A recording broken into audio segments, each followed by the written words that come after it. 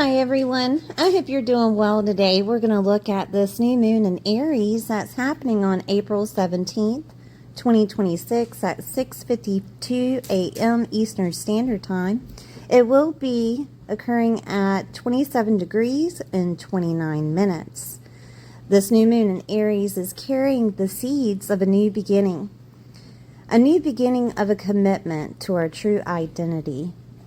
If you are confused on what that looks like for you, you will gain the clarity and inspiration to create one. We are being pushed by Aries and its ruling planet Mars into action upon our desires to have a sustainable life, whatever that looks like for you. You will muster the strength to be a leader in the house that this new moon is occurring. So I'm going to go over some aspects that are happening. We have what you would call a stellium in Aries. If you see here, we have Saturn, Mars, Mercury, and Neptune together in Aries, and they will sextile Pluto. And sextiling, remember, is two forces that come together and it works out. So transformation of Neptune, which is considered your inspiration, dreams. It can be clarity. That is conjunct Mercury, which is your mindset, clarity, the way that you process information, okay, which is also conjunct Mars of action, drive, motivation, conjunct Saturn of your foundation, work, sustainable stability is Saturn. Saturn is the ruler over Capricorn, if that gives you more of an idea of how Saturn is working. And then we have the new moon, which is the sun and the moon conjunct each other at 27 degrees and 29 minutes. And they are working with this stellium that is sextiling Pluto to help you get your emotions right and your ego right to facilitate the action necessary wherever Aries is in your chart. Okay, so I'm going to go over all the signs. Please watch your sun, moon, and rising sign to get a full picture of how this is happening in your world. Don't forget to like, share, and subscribe, and I'll see you soon.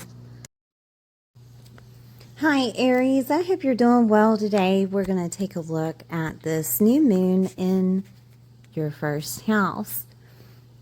This is for Aries sun, moon, or rising. Okay, so the first house, it deals with your identity. It deals with your physical body, your physical self, the way that you dress, your aesthetic. It's also how other people see you, your self-leadership and self-governing, your autonomy, if you would. The first house being activated with this new beginning is that people will start to see you in a different manner. There is going to be some type of initiation of a new goal, a new dream, some type of initiation of clarity that you've been waiting on for who you are, maybe even your purpose, okay? Whatever that would look like for you, whatever life that you had been desiring, this could be a time to where there's an initial motivation that comes through that sets you up to push you forward. This could come from a person of a Sagittarian background, if you would, such as they are older, or it's a father figure, or this could be a situation to where you actually become a father, right? Because Saturn being in Aries. If you haven't heard that video, I have it in my playlist. Saturn in Aries is trying to show you who you could be, and the person that you are now, how you can sustain that person in a bigger way. Such as, I'm going to give you an example of maybe you're an entrepreneur or a person that works for themselves or one that desires to work for themselves. This is where that strength will come through. This is where you will see who you are, that maybe you had forgotten who you are. A lot of people, when they start something, an initial goal, if you would, and they do it for around 5 to 6 years, they lose perspective on why they started. They lose perspective of who they are initially. And this is where you're going to be reminded of who you are. And remember that you're not just, you can fill in the blank, a mother, a father, you're not just a wife, a girlfriend, a laborer, a person that consistently takes care of other people. You're not the monotonous person. This is going to wake you up to the fact of you have a purpose within this web of the collective. And I say it like that because it will sextile Pluto. And Pluto is in the 11th house in Aquarius. Okay? And it's sextiling that stellium that I initially spoke about being in Aries. It's Neptune and Mercury and Mars and Saturn. They're all conjunct each other, working together and sextiling Pluto to transform you within your head space, within your thought processes, within the way that you speak to yourself initially. And the way that other people see you is going to change. The collective is activated with the 11th house. The 11th house is your hopes, dreams, wishes, your rewards, and your gains. It's networks, groups, clubs, and affiliations, community. Older siblings are here, friendships are here of a longer distance, socializing in a big way. Technology is activated here with Aquarius. There is a complete rebirth or death to the old identity that you held, okay? Because a person chooses what they want in life, right? A person chooses whether they want to upgrade the identity that they have or they choose to let it go and start fresh. It's up to you. That's where free will comes in life, in astrology, okay? Astrology is not considered a religious aspect, okay? There is no good and bad way to do something, and you're never done. You're never finished with life, right? This is where you're understanding that you can either start over or you can add to the person that you are. It's up to you. And this would require you to be involved with groups, clubs, and affiliations. Having that desire, a bigger, how can I say this? A bigger reason than yourself to live for, to do things, to have that motivation. Your motivation could have come from, I have to show them. Or your motivation could have come from, I have to do this because people need to see who I am, right? Same thing as I have to show them, but a lot of that is competition. You could also have it within the core of yourself that you are a person of honorable situations or of honor themselves, and that strength, that warlike figure that's inside of you, acting out as a person that is in the military towards society, that you consistently show other people that you have it together, that you can build a foundation, that you can make the bag, the money, right? This is a rebirth of that, because there may have been instances within your life that no longer are your definition for that motivation, okay? Whenever you stop working with whatever motivation started in the first place, such as it could have been pain, right? Pain was what drove you, or the desire to have is what drove you, or the purpose that you had was, you would have to fill in the blank on that one. This is the change of that. This is you finding a different type of motivation that's bigger than you. I say that because the collective is activated. You want to do this for the community. You want to do this for bringing people together of a like-minded situation. You are the main character in this new moon, of this initiation of a new beginning, where other people will see you in a different way. They may see a deeper you.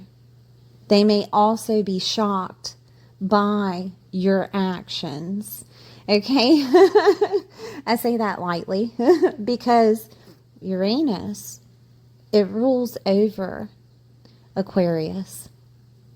And Uranus is at the 29th degree in Taurus, the anaretic degree. Okay, I'm going to go to Taurus so you see. You have figured out your self-worth, and you have figured out what type of money you want to make. Changes are happening here. Shocking changes could be happening. It could be coming from a literal Taurus. The second house is considered your money, what you value, how you are valued, and also how you bring value into the world. And it's connected with that 11th house. Okay? You see your value through the collective. You see your value through community. You see your value through maybe an older sibling or those acquaintances that tell you how great you are, right? Or over the internet. It could be something that you're doing over the internet, making money over the internet, and that's how you bring in that value, okay? But with the 11th house activated, with this Uranus being in Taurus, this is going to show you that you are capable and remind you there could be some messages that come in. There could be shocking changes or a liberation or freedom that comes in that deals with money. Okay, or it deals with your self-worth and how you're bringing in that value. So say that, because this independent money is the second house, right? And it could be that you're getting something from a party, right? It's Aries season, and it could be your birthday or what have you. And you're understanding and seeing how other people see you on a deeper level. And this will bring in that clarity and motivation for you to either change the purpose that you have, right? Or to bring in purpose in your life. This is a very important time. It's a different new moon than others that we've been acquainted with all of these years in Aries. Because we have those planets, those outer planets of Saturn and Neptune being here, giving lessons upon who you are, showing you clarity of what you're capable of, okay? Trying to build a foundation for your work situation on an independent level, whether you're working for other people or yourself. Saturn will be there for the next 3 years, and Neptune will be there for the next 14 years. Okay, so this is a very different energy that you're being acquainted with. And the subtle ways of seeing the way that you should act upon this is coming in now at this new moon to activate, hey, this is an idea. Hey, this could happen. Hey, I like this and it feels like I have a purpose, or I could do this and help other people understand and see things differently. This is where those ideas are coming through, and it all deals with making money, what you love and desire, how you are motivated, the initiative of your purpose coming through. Okay? I'm going to remind you that Saturn is the ruler over Capricorn. So that status that you have, the work facilitation that you do, remember Capricorn in your chart, it rules over that 10th house. Let me grab another pen here. It rules over that 10th house, and this is all about how the public sees you. Okay? And this is just the beginning of how they see you and how you're going to have the desirable outcome. Whatever that looks like for you is different for many people, right? Of how they want their life to look like. And it could be that you want a life of leisure, or you want to be seen and noticed as the person of a leader. Or it could be that you want some type of accomplishment within your world, such as maybe accomplishing your own business, or accomplishing some type of desire that you have. Either way, Capricorn being activated with you, right? To climb the mountain. It takes time. It takes time to get there. But during that time, you're going to go through stages of maybe a loss of desire to do so. Or it could be challenges with authority figures. It can be challenges with father figures, or even, just having that father in your life. It can be challenges of finding the strength to do so. But you're willing and you're capable to do this because of the strength that is put forth with your sign. You have that loyalty. You have that warlike essence within you. Okay? And you can do this. Remember who you are. This is the beginning of the ideas of things happening to where it's coming together and you're seeing a different future. You're seeing a different reason. You're gaining clarity upon the initiative reason why you want to do whatever it is that you want to do. So keep that in the back of your head of your identity. Thank you, Aries, for being here. Please like, share, and subscribe, and I'll see you next time. Hi, Taurus. I hope you're doing well today. We're going to take a look at this new moon that's happening in Aries in your 12th house. This is for Taurus, Sun, Moon, or Rising. Don't forget to like, share, and subscribe. Okay, so the 12th house is a Pisces ruled house. And I know, you don't have to tell me, I know that we are just over Pisces energies.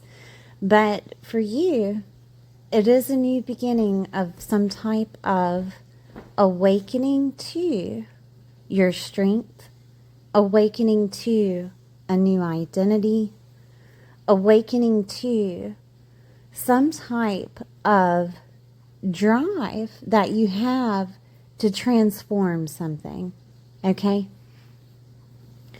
A new beginning could be happening here because of the 12th house being activated with grief and loss, that you're healing grief and loss that has happened in your world.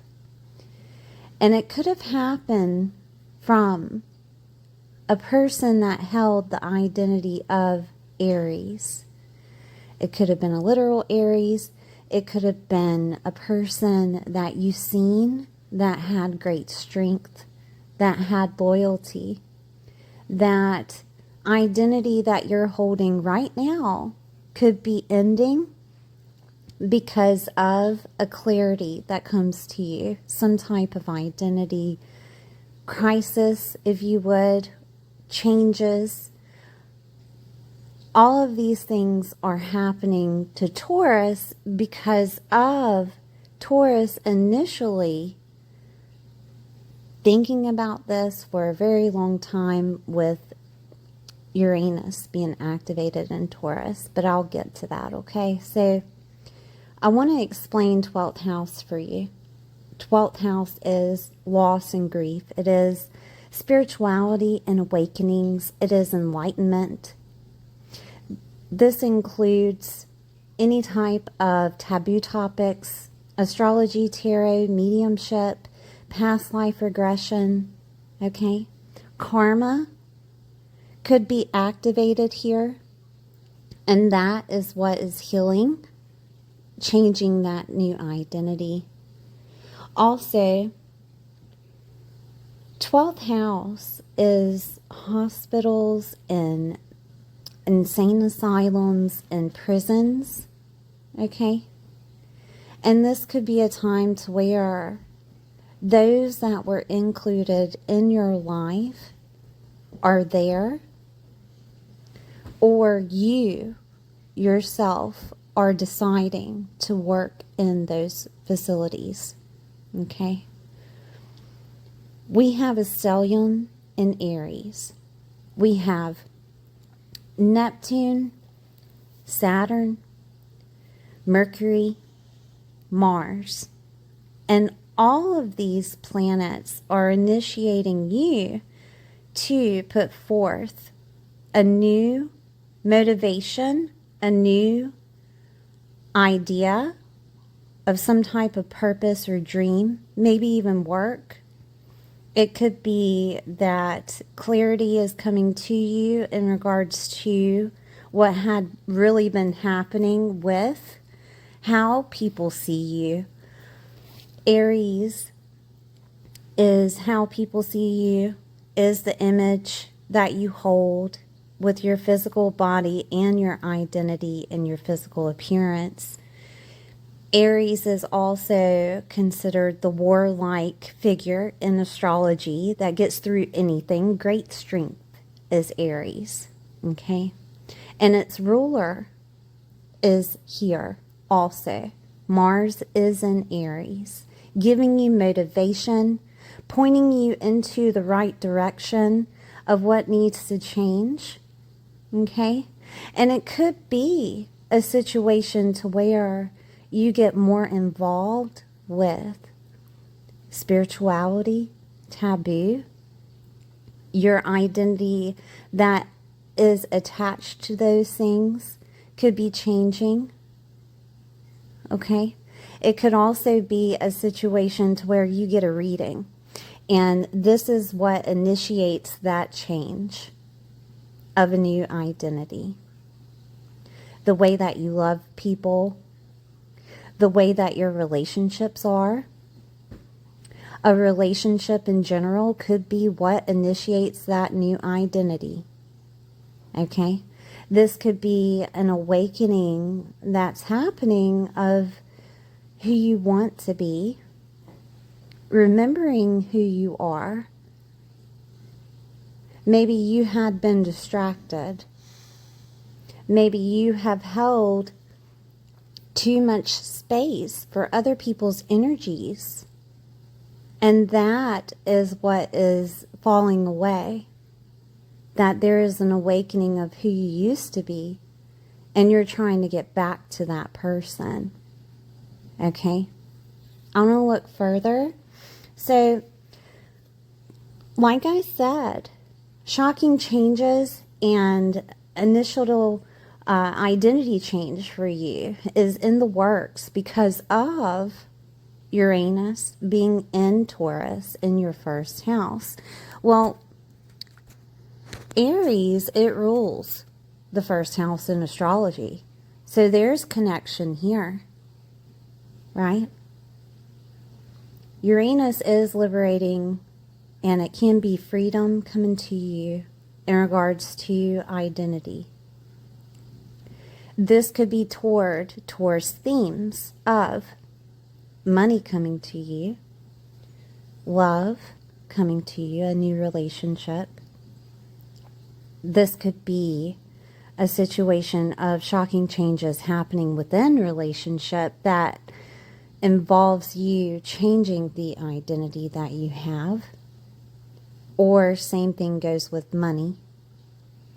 This could be with Taurus, farm or agricultural things that you have attached yourself to that has some type of idea, upgrade, transformation, or ending. Okay?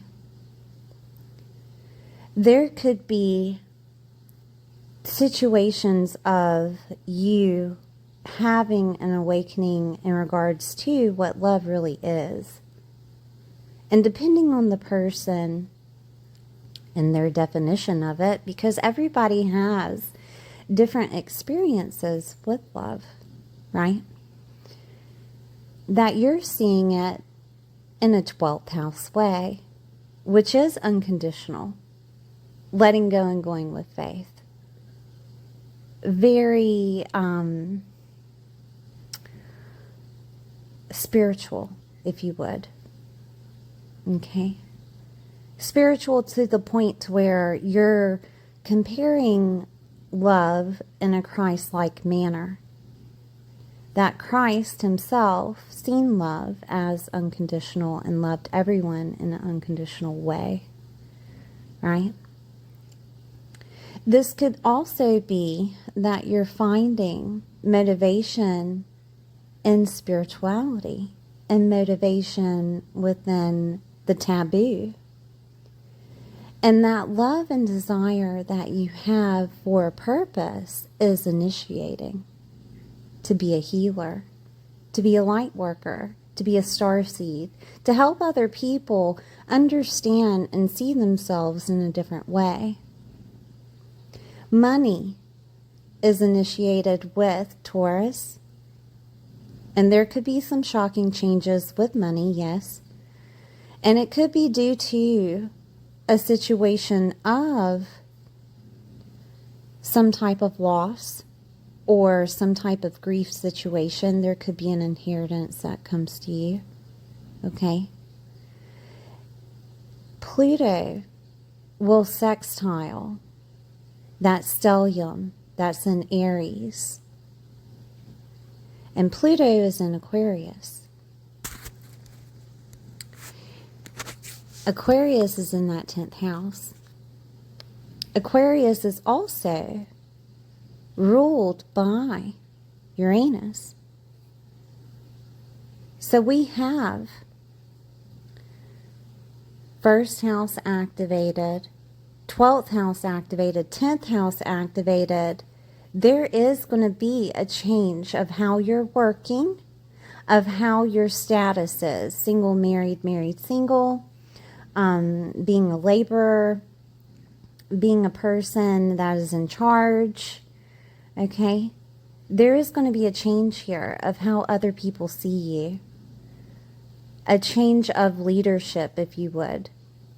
You yourself could become a leader over the collective, some type of community situation, group, club, or affiliation. The collective is Aquarius, okay?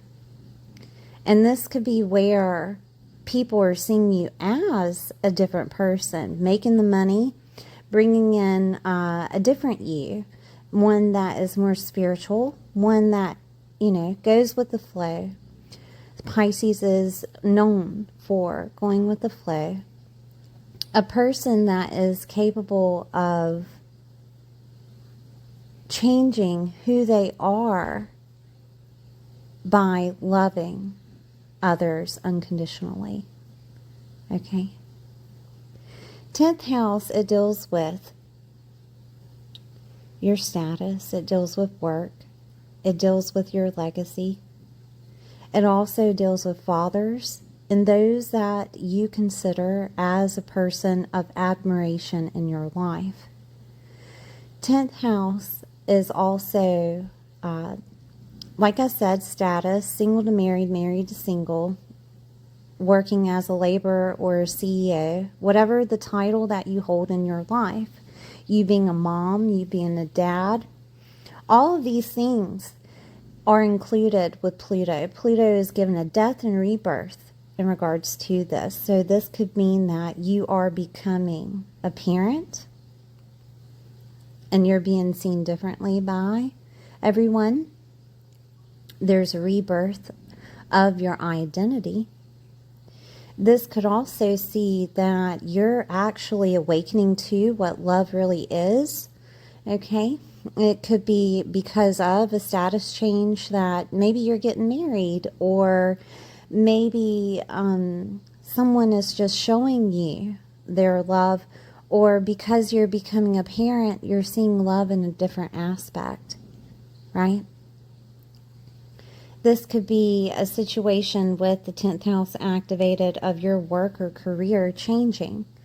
A transformation of your work leading toward either you becoming upgraded within work, or there's some type of loss of work that happens. And if there is a loss of work, it's because of Saturn being in the 12th house of a transformation that is becoming. And I'm going to see where that transformation is at. We're going to look at Capricorn in your chart. If you have not heard Saturn and Aries video, please look that up within my playlist. But the transformation is happening in that 9th house. Saturn wants you to change a belief system about yourself, about being a leader, about having stability, okay? Saturn is changing a belief system in regards to maybe you're getting more religious, or it could be that you're capable of building something with the education that you have, okay?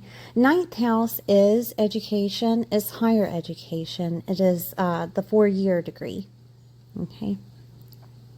9th house is also the bigger picture, skills and learning abilities. Teachers, preachers, and gurus are here.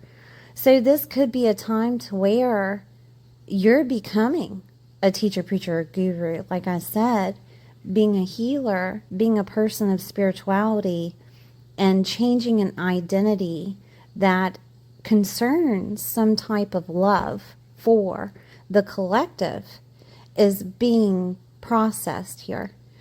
Because the 9th house being teachers, preachers, and gurus could bring upon a mentor to you that shows you how. This is where awakenings are happening, 12th house being with that new moon, awakenings happening with the desire that you have for a complete transformation. A belief system is changing about how you build foundations, about how you work. A belief system is changing about the status that you hold. Maybe you didn't believe in marriage. Maybe you didn't believe in, the way that your father did things, or the way that your mother did things, something like that. And that those things are changing. You catch yourself of telling your child the same way that they told you when you were a child, right? Of stop doing that, and you fill in the blank.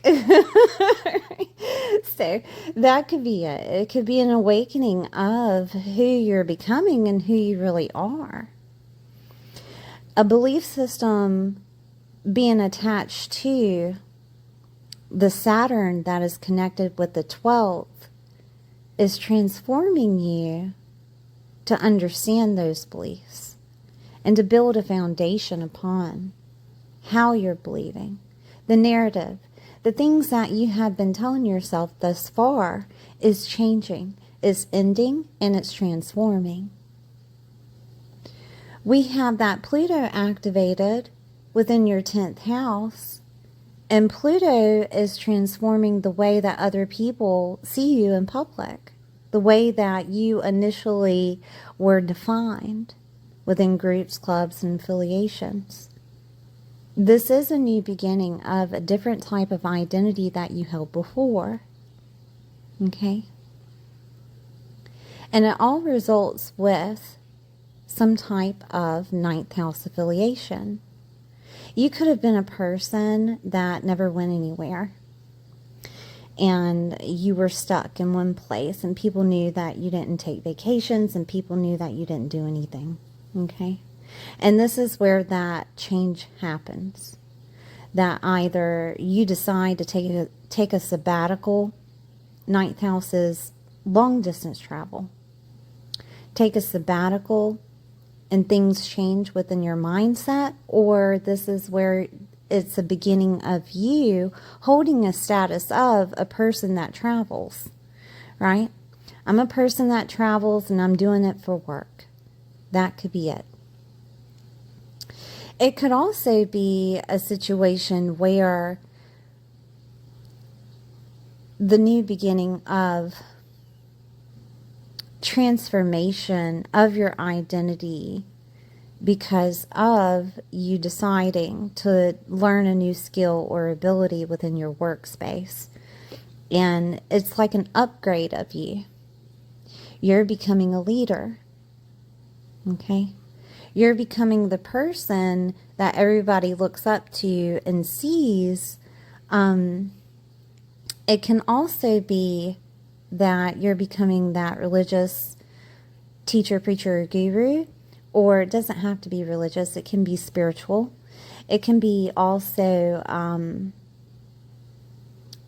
house is the house of blessings and opportunities. And there could be a work opportunity that comes to you out of the blue. And it's something that you had desired to do thus far, on how to make money, what have you. Communication is activated with Mercury being in Aries. And Mercury, it rules your 2nd house of making money, right? And it also rules the 5th house of what you love to do and having fun, right? And your hobbies and your God-given talent. Okay? And this could be a time to where that's initiated, that you are being seen for what you're good at. I do want to say, too, that there could be initiations from other people that is a result of the change of identity that's coming to you. And I'm going to show you why. So we have Pluto activated with Aquarius in that 10th house of your status. Okay? And it is sextiling that stellium of clarity and communication, sustainability, things of that nature.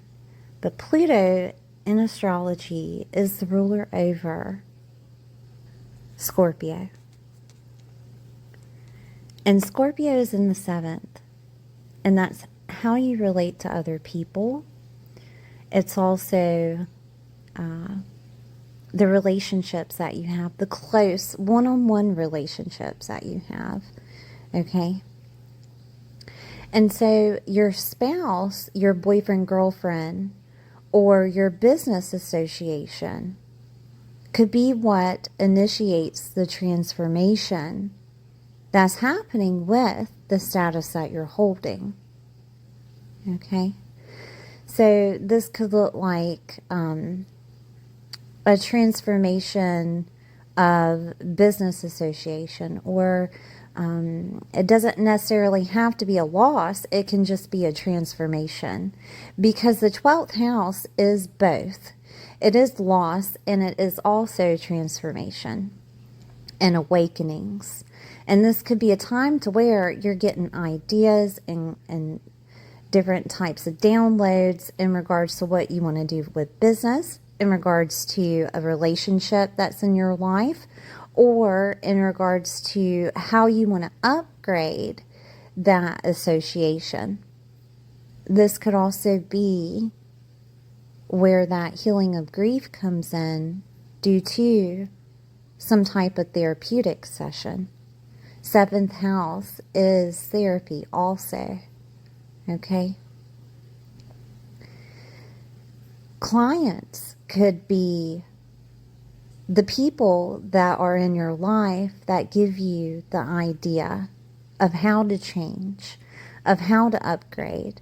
A lot of people within conversation to each other, they tell you their story of how they healed or how they overcame some type of situation, right? I'm telling you this because Uranus, being at that 29th degree, the anaretic degree, is going to change how you view yourself and how you are viewed by other people. Okay? So keep that in mind.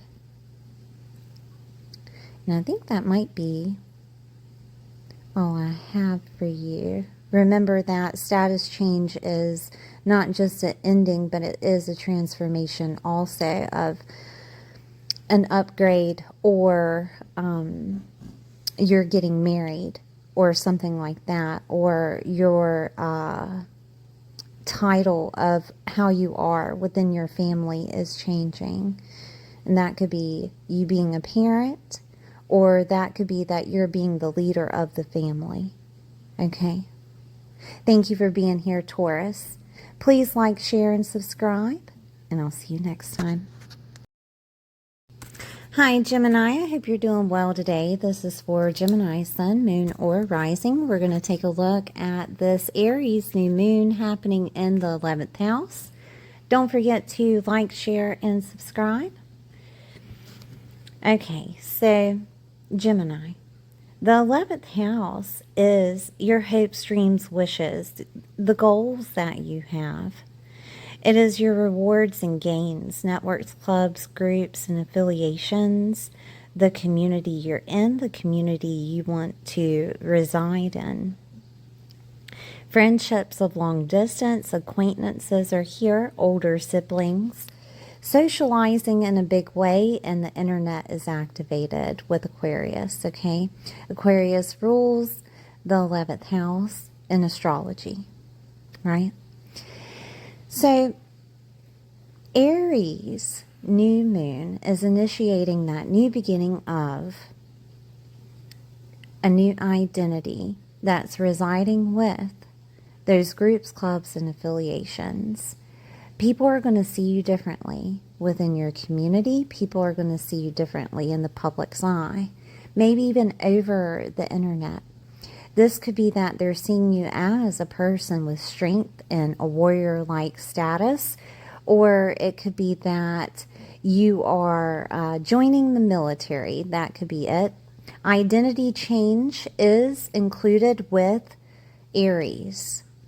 And there could be an identity change that happens within the community you're in, groups, clubs, and affiliations, or because of those goals and affiliations that you have, desires that you have, are coming true. This could be with Aries activation, that you're discovering who you are when it comes to groups, clubs, and affiliations, who you are whenever you're talking to an older sibling. Maybe they are the ones that are motivating you. Maybe you're getting your motivation from the internet. It could be motivation from also friendships of long distance, or acquaintances that actually see you. Okay?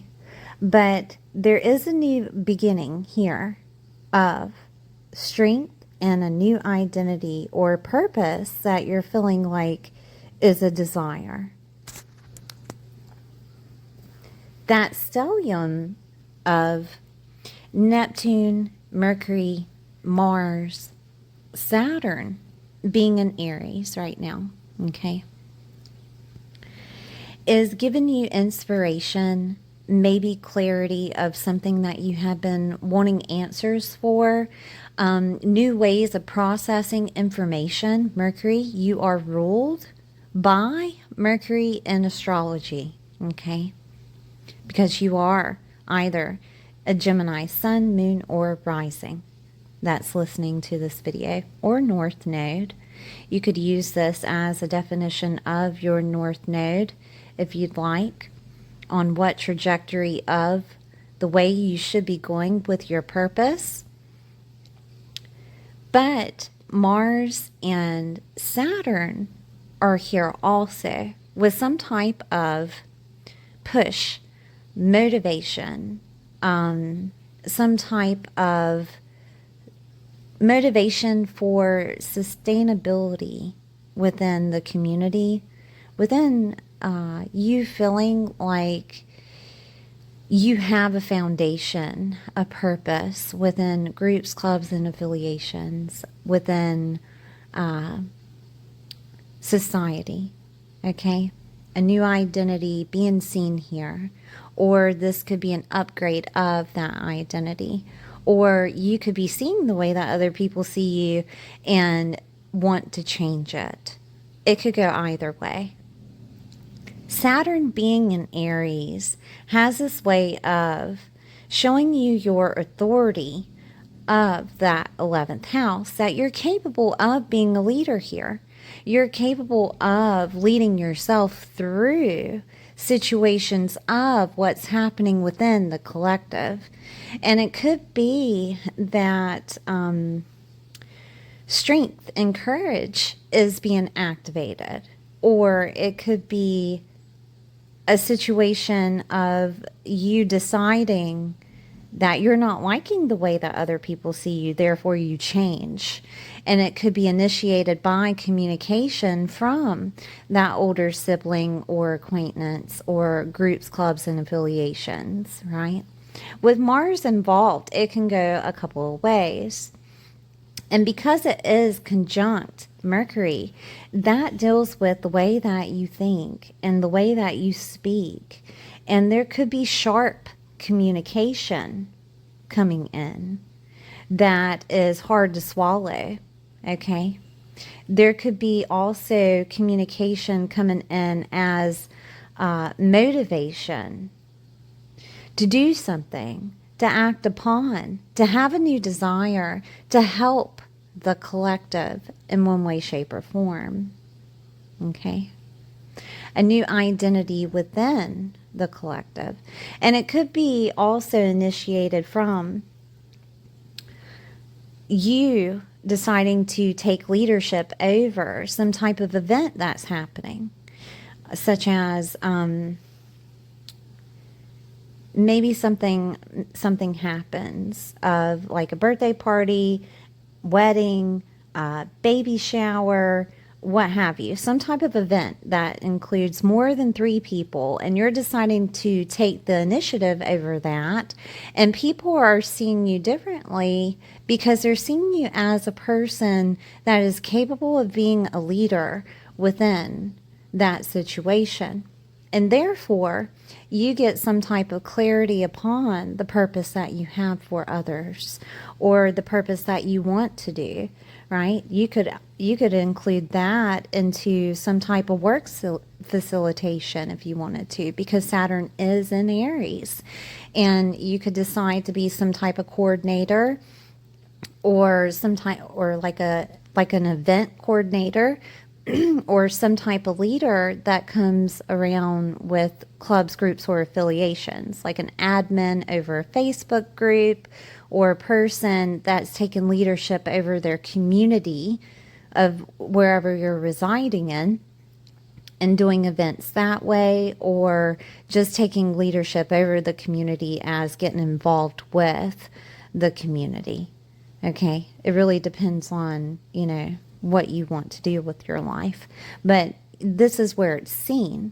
This is the new beginning of you deciding to build a firm foundation with motivation of some type of idea that came to you that revolves around groups, clubs, and affiliations, how to sustain and obtain those goals that you have on a personal level. This has nothing to do with, your partner. This has nothing to do with your children. This is you individually on how you want to be seen and looked upon, how you want your identity to be versus within the community you're in, groups, clubs, and affiliations, the internet, an older sibling, or a friend of a long distance.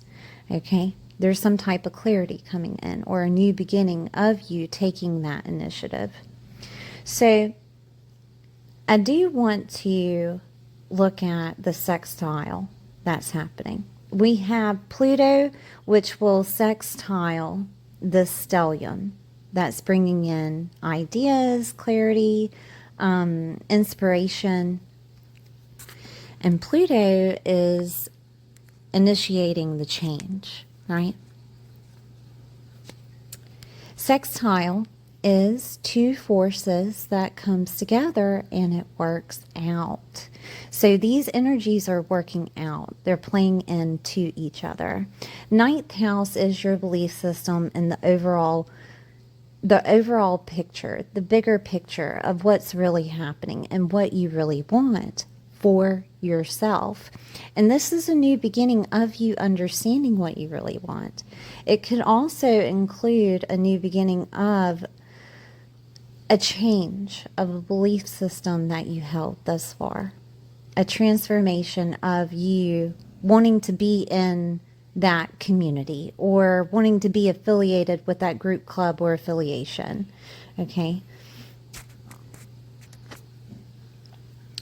It could be where you gain the clarity of which community or which club, group, or affiliation you want to be a part of. Or this could be the change, a pivot of your goals, right? Of, well, I wanted to do this with my life, and now I want to do this. And that's okay. There is going to be transformation with everyone. Okay? Do not be afraid to change. And whether you are a Gemini moon, sun, or rising, you are adaptable. You can adapt to anything. You are capable of facilitating leadership with whatever group, club, or affiliation you get involved with, because it's in this chart. Aries is courageous, and it's a leader. It is the sign that is ruled by Mars of motivation to get things done, direction, if you would, right? And Saturn is there in Aries for the next 3 years to show you that you are capable of, and you fill in the blank. Saturn is here in Aries for everyone for the next 3 years. It wants to show you how you can sustain and become a leader within your 11th house. This is for Gemini, Sun, Moon, or Rising only. 11th house being activated by Saturn. Okay, so if there is some type of belief system that is surrounding why you shouldn't, or keeping you from initiating that goal that you have, it's going to go away. There's some type of lesson that's coming in of you either trust yourself now or never within the next 3 years. Okay? Trusting who you are, understanding that you have strength, understanding your identity versus the masses, that you are an independent person, that you are capable, that you have strength to do whatever is necessary. A lot of Geminis, they don't see themselves as a person of strength. And with this transit, with Saturn here, it's going to show you the strength that you have. Okay? It's going to make you believe in that strength. Because 9th house with Pluto, it's going to be in that 9th house for the next 20 years or so. I think it's 21 years, something like that.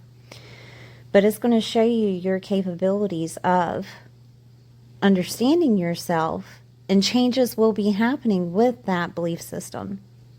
Okay? I'm going to go back. Sorry, I got off track because I wanted to show you that correlating that belief system and the narrative that you're telling yourself toward who you're connected with, this is all associated with your identity. Okay? So those connections that you have is changing. And they're changing for the better. Because with this new moon, there is a new beginning that's happening with clarity and inspiration. And it also is followed by changes.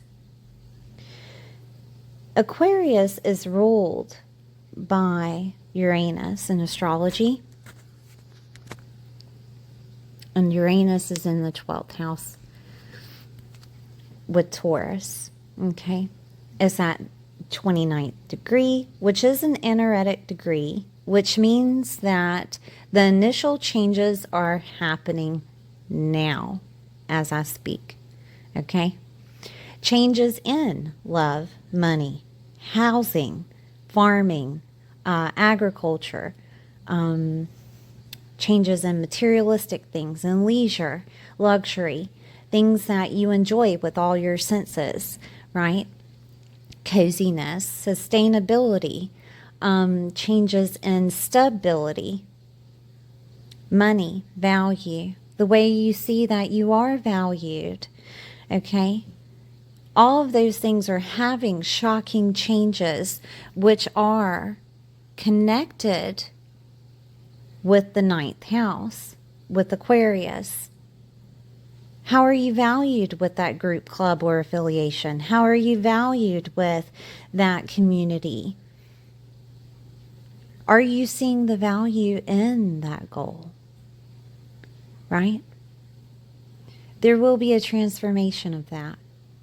12th house being activated is transformation and endings. It is also spirituality, letting go and going with faith. It is unconditional love. It is also loss and grief. Okay? So there could be a change that happens, a transformation that happens in you healing loss and grief, or you are seen for that by the collective. Okay? There could be value that comes from that. You could be connected with other people that have lost, that have grieved, that whatever it is, it doesn't have to be a person. It could be money. It could be love. It could be homes. It could be anything, right? Because all of those things are Taurus. Okay? And there could be a situation to where there's clarity upon that value. This could be a desire to help those that have lost and grieved. This could be a desire to change a belief system surrounding some type of spirituality or taboo topic, okay? And I'll give you an example of that. So, ninth house is also preachers, teachers, and gurus. And I personally consider myself as a type of teacher, okay, of astrology. With that comes in other things of motivation, desire. What is my desire? And how am I motivated? All of those things are in question, right? With you, it would be, is there money involved? Is there love involved? Is there sustainability of stability involved? That is your question. Your belief system is connected with this Uranus. These are things that are going to be shocking to you and changing, and transformation is happening, right?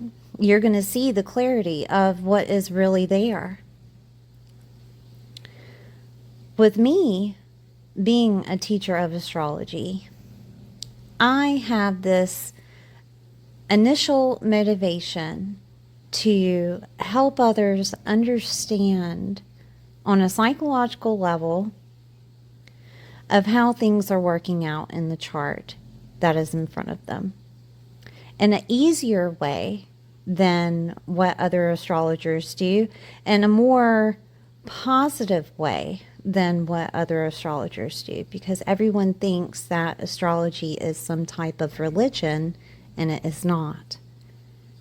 It is there to show you and prepare you for what is next, and that's it. It's just like a weather forecast. You see that it's going to rain, take an umbrella, right? You see that it's going to snow, maybe it's time to stay home. That kind of thing, rather than it being a life-altering situation, okay? That is my goal, to show others that they're capable of working with the astrology that is in front of them, and sometimes transforming that energy that is there so that they don't have to deal with the other energy that is also there. Example, we just had Venus squaring Pluto. Venus squaring Pluto is changes to money, love, relationships, okay? It is changes with food, face, things of that nature. Well, what happened with Venus squaring Pluto in my chart, it made me sick. It made me sick because of food poisoning, which is a Venus square Pluto situation. Nothing else happened. I just got a stomach ache for like 5 days. Almost 5 days. But yeah, my whole system was messed up. But instead of that happening, I could have seen that I shouldn't have ate at that restaurant. But instead, I didn't look at astrology. I just went and did, sometimes you got to live your life and not worry about the next thing and learn as you go. And I learned not to go back to that restaurant. Anyway, so it's the same thing with you, with this identity change that's happening with other people and communities. And how are you feeling in the community that you're in? If you don't like it, it needs to change. If you're affiliated with people that consistently take your energy, you need to change it, right? I mean, come on. It's just, sometimes it's a common sense situation. It's not necessarily a Pluto life or death rebirth situation. It's more of, your soul is trying to tell you to let go and to go with faith. That's what 12th house is about. Let go and go with faith. See how it turns out. You might like it. You might like that place that you thought about moving to. Or you might like that group that you thought that, you could intertwine, connect with, whatever. Try it out. If you don't like it, you will be shown that you don't like it. Saturn is in your 11th house to show you what you really want. The identity connected with groups, clubs, and affiliations. What do you really desire? The belief that is surrounding that has to change. You have to be open.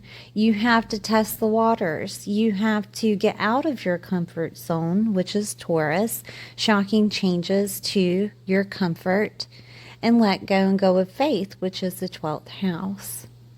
Okay?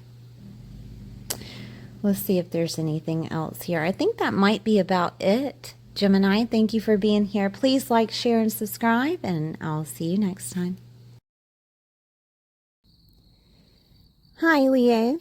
I hope you're doing well today. This is for Leo, Sun, Moon, or Rising. We're going to take a look at this new moon that's happening in your 9th house.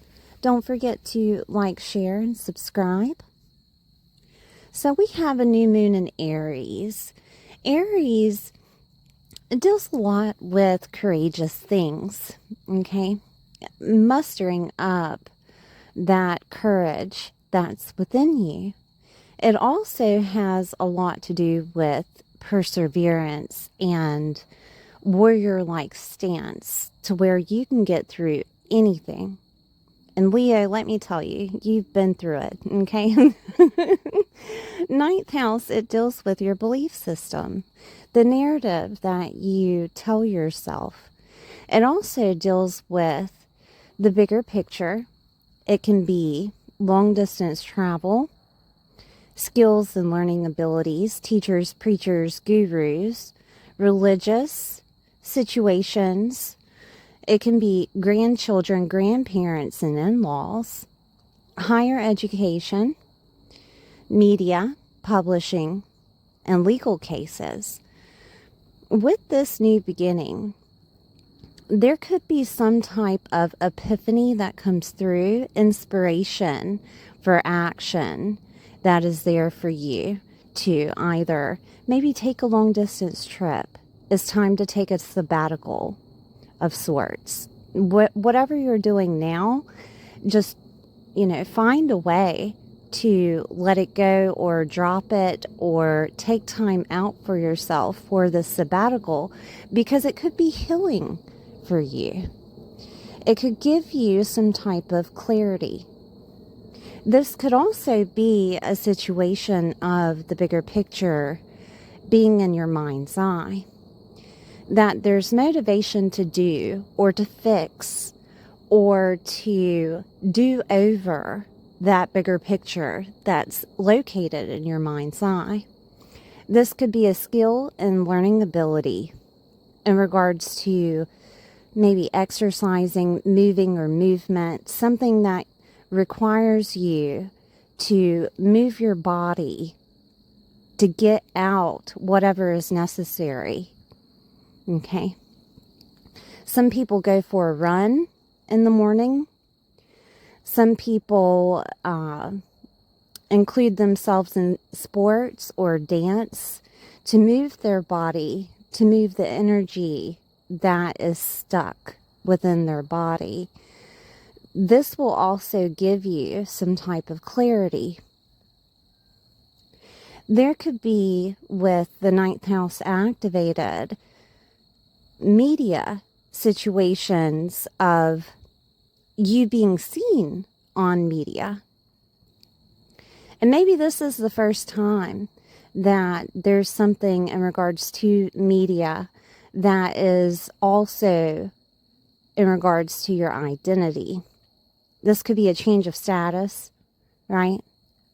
On media to show others how you are. This could be you being on media and telling others how you healed or how you did something to help yourself with your belief system. You could be listening to a new teacher, preacher, or guru that helps you with that belief system. And, you know, they're located on media. Or you yourself are becoming that teacher, preacher, or guru. And you're learning how to. One of the people that I listened to that helped me in regards to doing what I do, and also my belief system, it was Mind Valley on YouTube. And there are many teachers on Mind Valley that can help you either with your communication skills or even, you know, that 80% of the spiritual you that has to adjust to a new lifestyle. Okay. But Mind Valley, it really did help. Also, we have in-laws, grandchildren, and grandparents activated in that ninth. And this could be a time to where you're getting communication about being a grandparent, or it could be from your in-laws and grandchildren that they're giving you some type of incentive or motivation to push to a new identity. Okay. And that can look like anything. It could be that they're motivating you, or something in regards to those people is happening and you're taking the reins, because that's what Aries does. They take the reins and they push through like a warrior. Now, we do have that stellium in this house. We have Neptune, Mercury, Mars, and Saturn. And they're all conjunct. So this is Neptune inspiration with Mercury, communication, mindset. It could also be your thinking process with Mars activated as the motivator. Now, the motivator can also be some type of anger, okay, like a power struggle of some type to push you to take action. Saturn being activated, Saturn is the foundation, the father. Saturn is also considered stability. Okay, so this is pushing you toward some type of stability within your identity. With these planets activated, this could also bring in the clarity to do something, or an awakening, if you would, an awakening of sorts that maybe you overlooked, a new skill that's needed, a new thinking process that happens to where you're free, okay? Because we have a sextile with this stellium with Pluto, and Pluto is in Aquarius. If you haven't watched that video, I do recommend that you watch Pluto in Aquarius. It's in my playlist. And that's in your 7th. Pluto is death and rebirth and transformation. Okay. Pluto works slowly, but it can help you understand the duality of life. In the seventh house is your marriage partners, partnerships, alliances, commitments, agreements, relationships that are significant. Okay, very close relationships. It doesn't have to be a binded, contracted relationship, but relationships that are significant to you. It is collaborations, contracts, business associations, therapists, clients, and open enemies. And it's sextiling the ninth house. Sextiling is two forces that come together and it works out. Okay?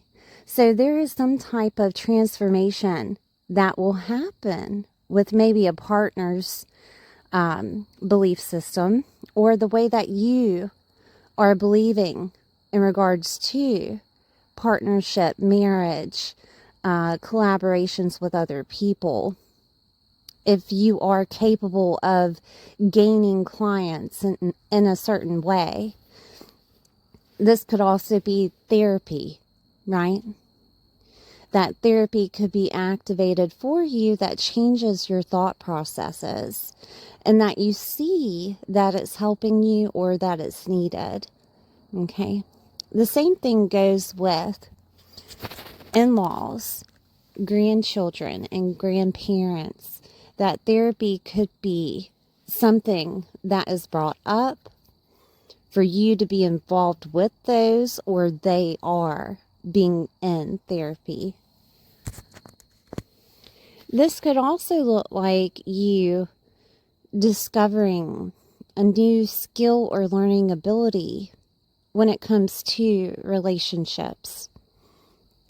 And it could be that you're the one that wants to be the therapist, or you're the one that is gaining clients so that you can tell them your belief system, you being that teacher, preacher, or guru, right? Clients could come out of nowhere, right? Opportunities and blessings is associated with that ninth house. And this could be a situation to where you're seen for what you're doing.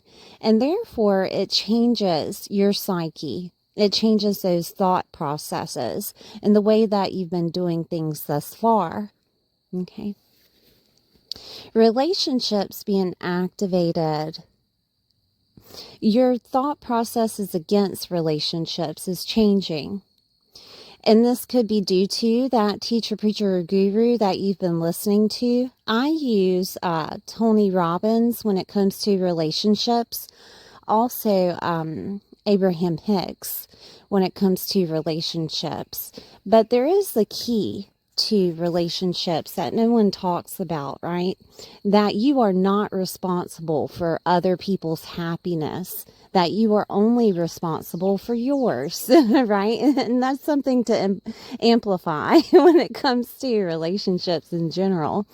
But many people, they look over that. They want someone to make them happy, right? And that just, it can't happen. Your expectations are too high when it comes to other people. But this could be a time to where you're understanding that you're seeing things differently. Now we have, with Pluto and Aquarius, a detachment situation, okay? This could mean that Pluto is activating Aquarius when it comes to detaching from emotions that are occurring with marriages, friendships, clients, therapy, okay, associations with others, relating to others. A transformation is happening here. But it could go the other way around. It could open you up to feelings that you didn't necessarily know that you had. Okay. Oh, but if that happens, there comes a new belief system upon love or relating to other people, right? I do want to look at Uranus. Uranus, it is the ruler over Aquarius, and it's activated in Taurus. So let's check it out. Let me get a new pen. The 10th house is activated with Uranus. Uranus brings in changes.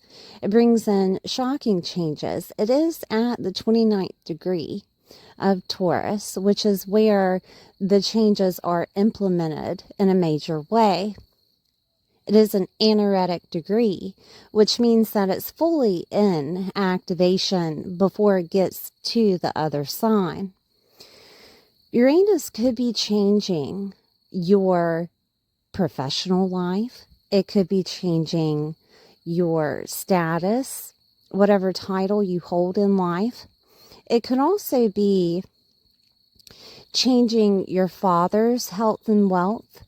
It could be a situation of changes of your power, okay, and the legacy that you want to leave behind. Uranus in Taurus is changing money, is changing Venusian things. Remember that Taurus is ruled by Venus. It's changing money, it's changing beauty, it's changing harmony, relationships, right? We have relationships activated with Pluto. So this could be a change of status, whether you're single to married, married to single. This could be a change of a work situation, of an upgrade within work, or it could go the other way around, depending on your belief system connected to that work facilitation. Because we have that Pluto activated with detachment. And this could be a time to where you're seeing things in a different light, that you're willing to change situations as they come, right? You're adapting, if you would. What changes with Uranus, this is happening for you, not to you. This is to guide you back to your trajectory. And your trajectory is involved with that Aries house. It's saying you need to figure out your belief system surrounding love, surrounding friendships, how to have fun again, enjoy life again. And that's where it's trying to put you back to. I do want to remind you that Aries, it is the ruler over the first house. And you being a Leo, you own the fifth, okay? And the fifth is love. It is friendships. It is having fun, your God-given talent, your hobbies, the joyfulness of life. And it's trying to put you back to that situation. But first, it has to work on your belief system. Uranus being in the 10th, of course, I said that it could change your career path.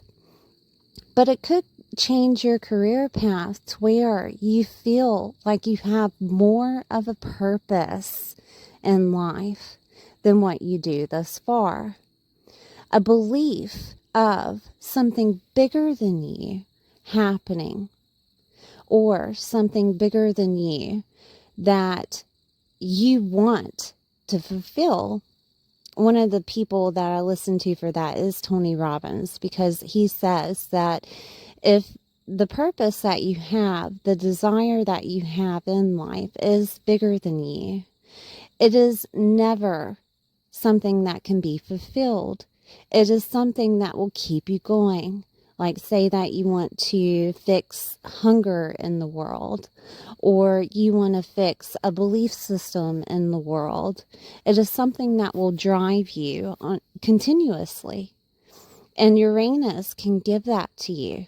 Uranus can change your thought processes in regards to innovative ideas, liberation, and freedom from what you've been doing thus far.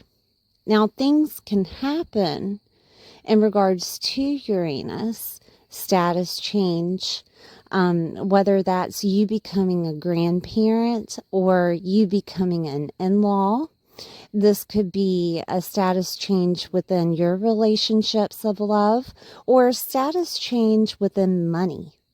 Okay, that helps you and frees you from situations of whatever you've been doing thus far with your career, or the legacy you want to leave behind, or your relationships that you have. Okay. And I think that might be about all I have for you, Leo. Thank you for being here. Please like, share, and subscribe, and I'll see you next time. Hi, Virgo. This is for Virgo, Sun, Moon, or Rising. We're going to take a look at this Aries new moon happening in the 8th house. Don't forget to like, share, and subscribe. A new moon is the Sun and the Moon conjunct each other, which is bringing in new beginnings that are happening in your 8th house.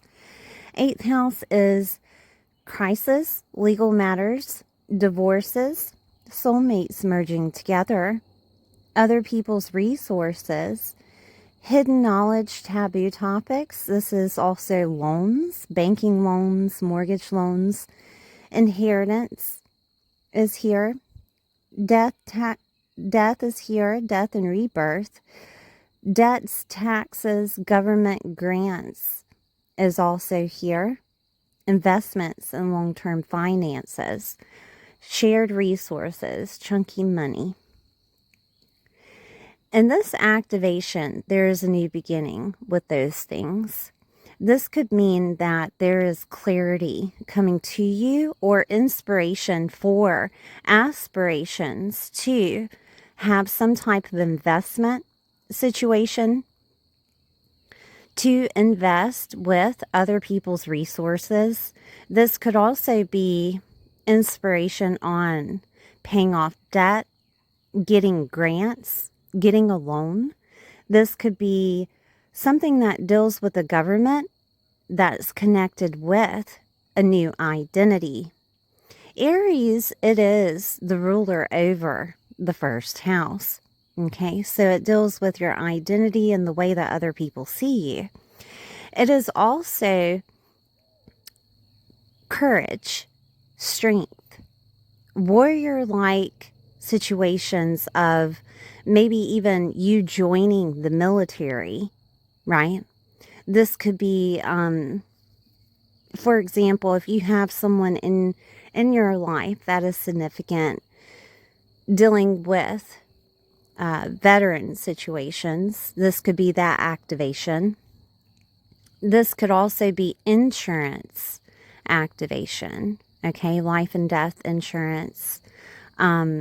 This could be a situation of a rebirth of your identity, of how you were seen before. And people could be seeing you in a different way. They could be seeing you as a person that uses shared resources, or a person that is capable of holding their identity with transformation, such as maybe you're into the taboo topics. Maybe you're into esoteric knowledge, and this is motivation for you to do those things.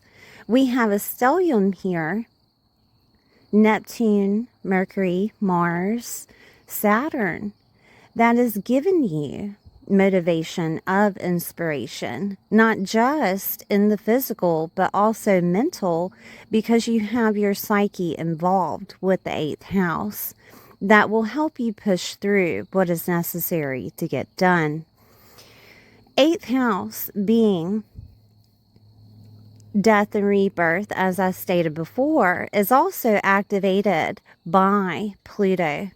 So let's look at Pluto. Pluto is in Aquarius, and it will sextile that 8th house. Okay. Pluto is transformation. It is rebirth and death of the lifestyle that you've been doing thus far. Lifestyle is the 6th house. The 6th house is also your health, your daily routines, daily work and employment. servicing others, organizing and detail orientation, and self-mastery.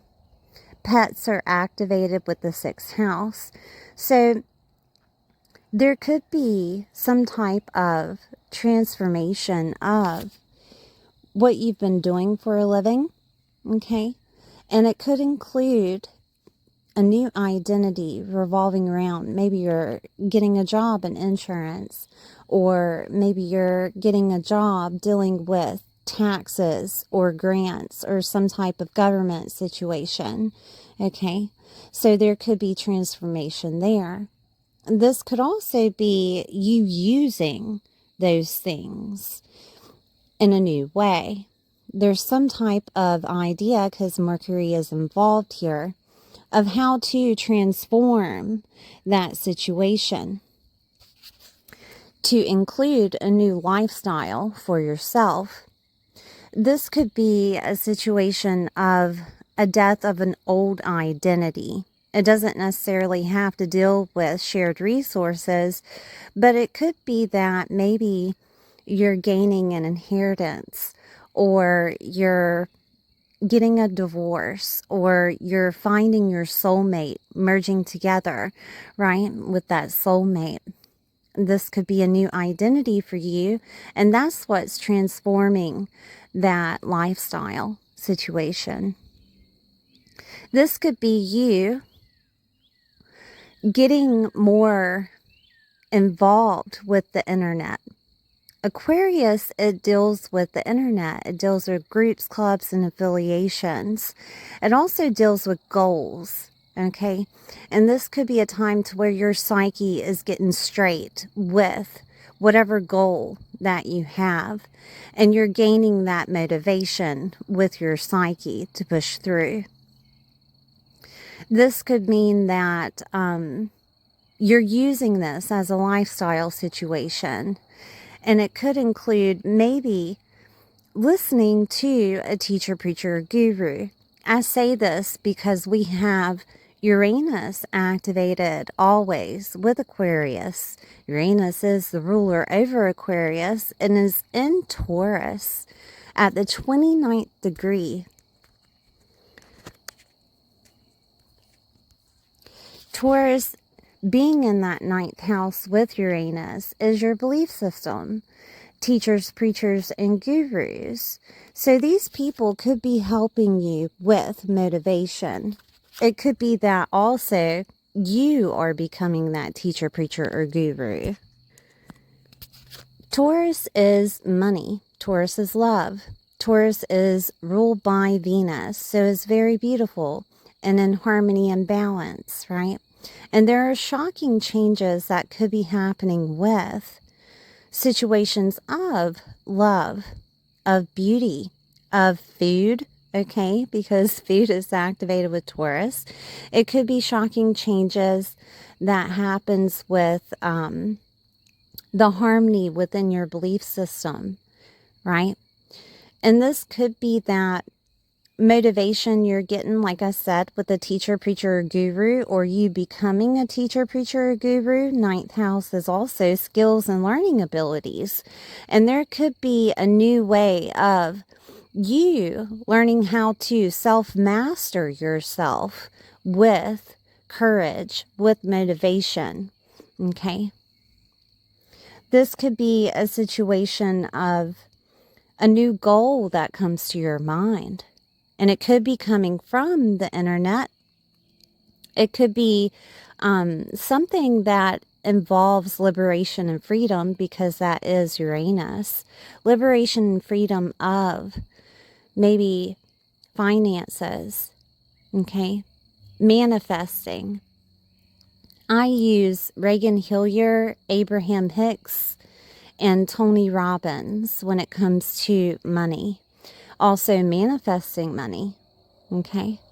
I have found that when you put yourself in a situation of emotions to where you're feeling happy and thankful, that right then and there, when you ask the universe, as you are feeling that gold, glittery, warm feeling, when you ask the universe to give you money, it does come. And it doesn't matter how detailed you are. If you just ask for it then, as you're feeling happy, right? It does come to you. As a time situation, I would say within maybe less than a week, it will come to you. Okay? But that's been my experience. But this could be a time to where you're finding out how to. Skills and learning abilities is activated with the 9th house. Also, opportunities and blessings are activated with the 9th house. So this could be a time to where you are blessed with a situation of getting money, getting love, or getting a home through that 8th house. Okay?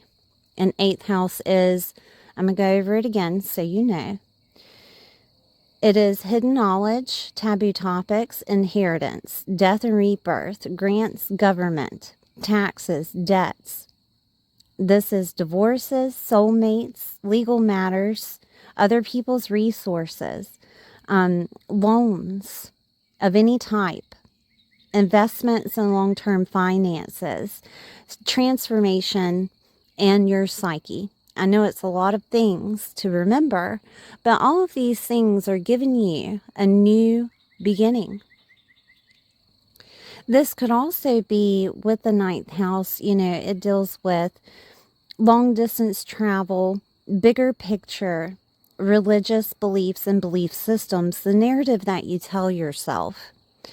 And there could be changes to that belief system that are happening. This could be due to Pluto being activated with Aquarius, of giving you that motivation from whatever you're looking at on the internet, or some type of new lifestyle that can help you, that includes Aries things such as exercising, moving your body.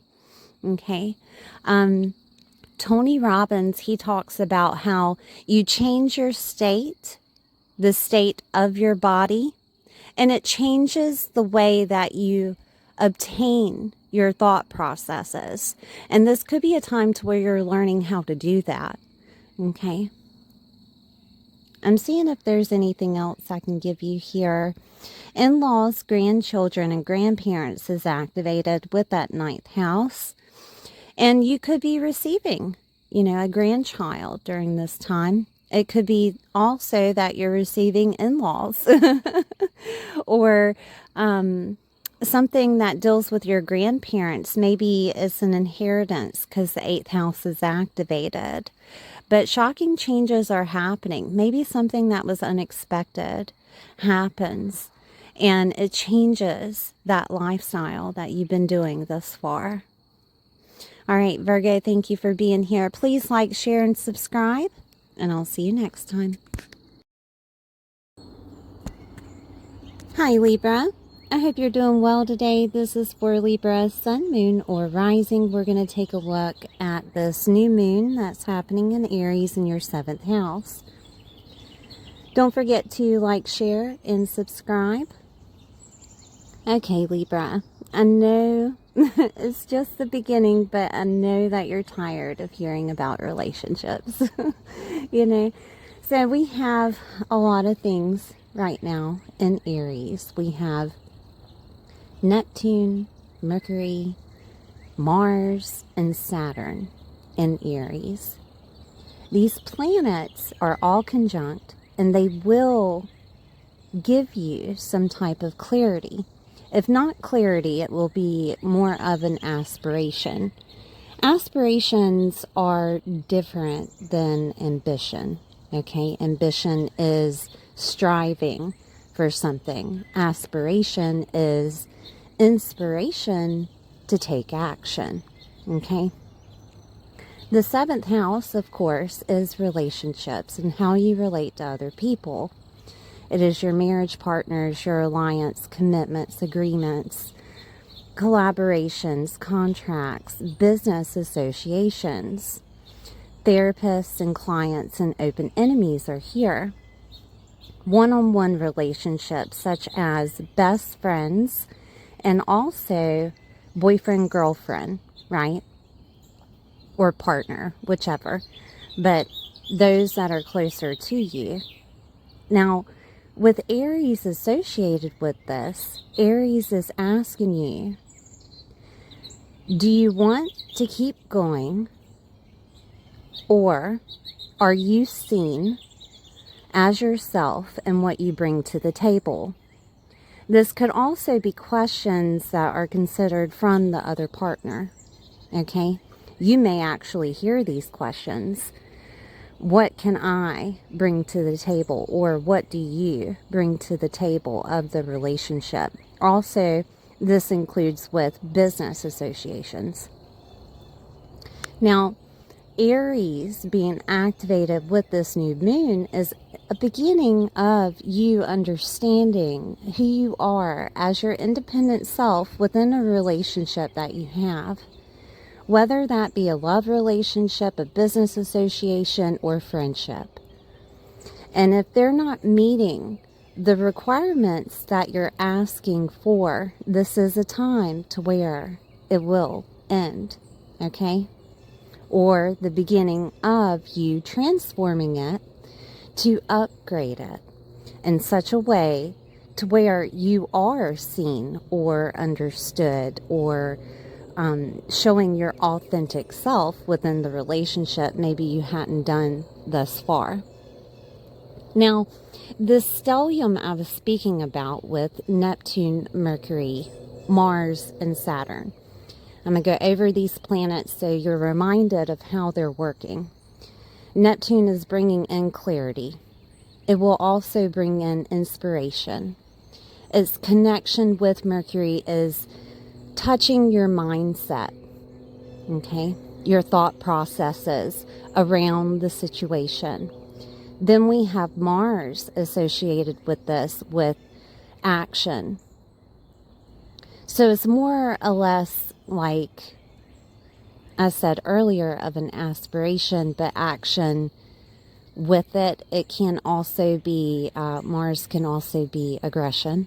Okay, so keep that in mind. It can be motivation.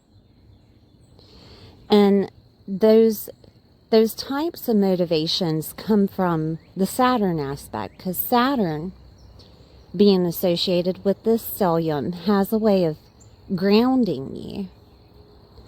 It can also bring in people of maybe an older age with their wisdom that can show you what to do next, or give you that inspiration to act upon. Saturn can also bring in a partner that is older. Usually it's around 7 years older, okay? Or a business association that is older. This stellium, it will sextile Pluto. Sextiles are two forces that come together and they work out. So Pluto is in Aquarius, and we're going to take a look at Aquarius in your chart, which is the 5th house. That 5th house is your love life. It is relationship of love, okay? Any type of, it can be infidelity, because fifth house can be infidelity. It can be fun sex. It can be enjoyment of love, right? Children, joy, hope, and optimism. Your talents and genius. Celebrity, popularity, recognition, status. Pets, your dating life. Pleasure is here. Pleasure of creating. Okay? So there's a transformation happening with Pluto involved. Pluto can be death and rebirth. It can transform the situation or end the situation. It can also give you some type of transforming inspiration, connections with that Neptune that's in that 7th. Okay? So it's not like you're going to act upon it quickly. It could be a very slow and steady pace of, well, what makes me happy and how can I bring in more fun and enjoyment within this relationship that I have? Or this could, literally be something happening with your love life of a death and rebirth. Okay. Now, Pluto is activated in everybody's chart. It will be activated with this full moon, so I do not want to scare you in any way, shape, or form. But I do want to say that Pluto is the ruler over Scorpio, so it can feel a bit obsessive and investigative. Okay. And this is pointing to Aquarius, which it could be online. Aquarius is online. Aquarius is groups, clubs, and affiliations. Aquarius is also detachment. Aquarius can be liberating and freedom because it is ruled by Uranus. It's also goals, hopes, dreams, and wishes. So this could turn out a couple of ways depending on where you are, Libra, in life. That you meet someone, it could be over the internet or a dating situation, and it transforms into marriage. Or this could be that your friend is doing this, right? This could also be the other way around of finding out that someone is cheating online, right? This could be a business association to where you're making a calibration with someone or a contract with someone over the internet because Aquarius is associated with this. This could also be a situation with a partner to where they're seen on the internet for what they're doing. They could be celebrity or popularity or recognition going viral over the internet.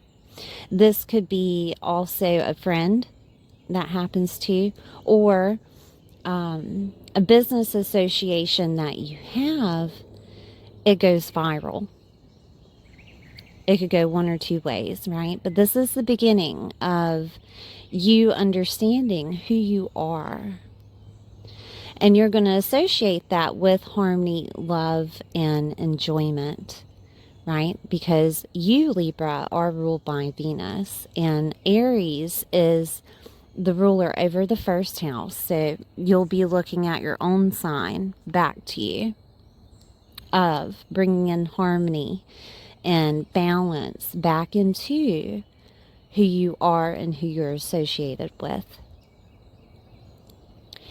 Now, I do want to look at Uranus. Uranus is shocking changes. It can be detachment, like I said, overnight with emotions that you have thus far. And Uranus is in Taurus at the 29th degree, which is an anaretic degree, okay? And anaretic degrees is the most potent degree of that sign and planet expressing itself, right? So Uranus is shocking changes over shared resources, could be divorces, or it could be two soulmates merging together. And soulmates don't necessarily have to be love soulmates. They can be soulmates of business partners, right? Or clients. 8th house is legal matters, divorces, other people's resources, soulmates merging together, crisis, healing of fears and phobias, debts, taxes, government grants, death and rebirth, inheritance. This is also hidden knowledge, taboo topics, and esoteric knowledge. Loans, banking loans, mortgage loans, investments, long-term finances, transformation in your psyche. Taurus is ruled by Venus, such as you are. And Taurus brings in that love. It brings in money.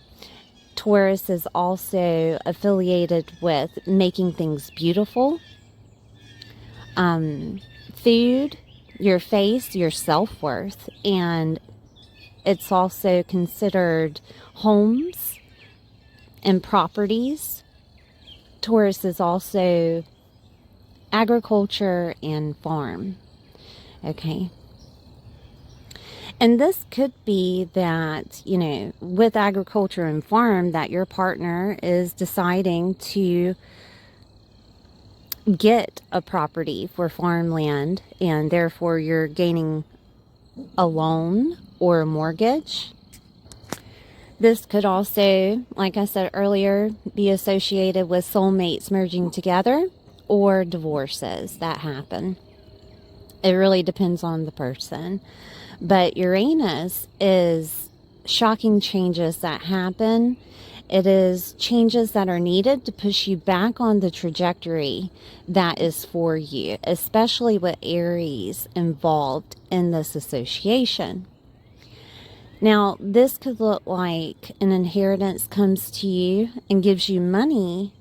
Therefore, it could be from that partner, their family, or you could see this through your friends, that they're accepting some type of inheritance.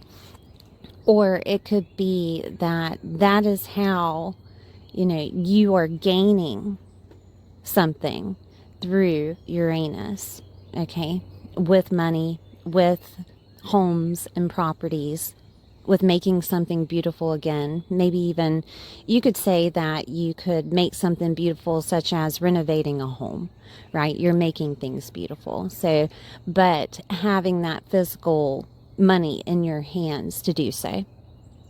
Shared resources being activated. It could be that there is some type of partnership that helps you. It could be a partnership that comes through your partner, that they're affiliated with a business association and therefore getting shared resources that way. Okay. This could also be with the 8th house activated, hidden knowledge and taboo topics that help you love again, help you enjoy again. And it could be considered that you find this online, or that your partner is doing so, and therefore the relationship is upgrading. Your psyche is involved when it comes to the 8th house. So shocking changes that happen to your psyche, which could be an awakening or Kundalini awakening, that changes things of how you're viewing, such as love, friendships, relating to other people. Now, a client could influence this, or you could be the one that helps that client change the way that they're thinking. And it could be shocking to you. Maybe it is the first time that you had implemented your talents and genius in the way that you had to change the way the client thought. Okay. This could also be a situation of 8th house is investments and long-term finances, and they could pay out during this time, which affiliates with money, and also bringing in shock and change to you and having that availability to have fun again. 5th house, right? You relating to other people, enjoyment, contracts and agreements, being associated with other people could have something to do with those shared resources also. Okay. I'm seeing if there's any other way that I can tell you that this is happening. Because healing of fears and healing of phobias is also activated. And there could have been a fear of some type of food allergy, or something that deals with your face, or deals with whatever you're ingesting. Okay. And that is healed during this time, because we have good aspect to 5th house, right? Of changes are going to happen regardless, right? Changes are going to happen with love life, with your God-given talent, with enjoyment of life again. And you could be detaching from situations of, you know, something bad happened with a love life, or something bad happened with a friendship, or this could be a party that is associated with a friend or a lover, or just you in general having fun, having a party of some sort. And that's where the shocking changes come in, because of a transformation of your psyche. Now, it could be, for example, I mean, good and bad is not a thing in astrology. Duality is a thing in astrology, to where if something bad is happening, it is to push you further of your evolvement within your psyche. Okay, so if there's something such as you're at a party and you're enjoying, you are relating to other people, that some way, shape, or form, the way that you're thinking about other people is changing. Okay, and this transformation of your thought process is what's going to lead you to relating to other people in a different manner. Does that make any sense? That is a possibility with fifth house being enjoyment. It can be parties. Aquarius is also events with more than 3 people. Okay, so I'm seeing if there's anything else here. I think that might be it, Libra. Thank you for being here. Please like, share, and subscribe, and I'll see you next time. Hi, Scorpio. Hope you're doing well today. This is for Scorpio, Sun, Moon, or Rising. We're going to take a look at this Aries new moon happening in your 6th house. Please don't forget to like, share, and subscribe. Okay, so the 6th house, it deals with your health, your daily routines, your daily work and employment. This is where your co-workers are, your pets, service to others, organizing and detail orientation, also self-mastery. 6th house can be your lifestyle. With Aries activated, this is you on an independent level with your lifestyle, how you are on a daily basis, and your health situation.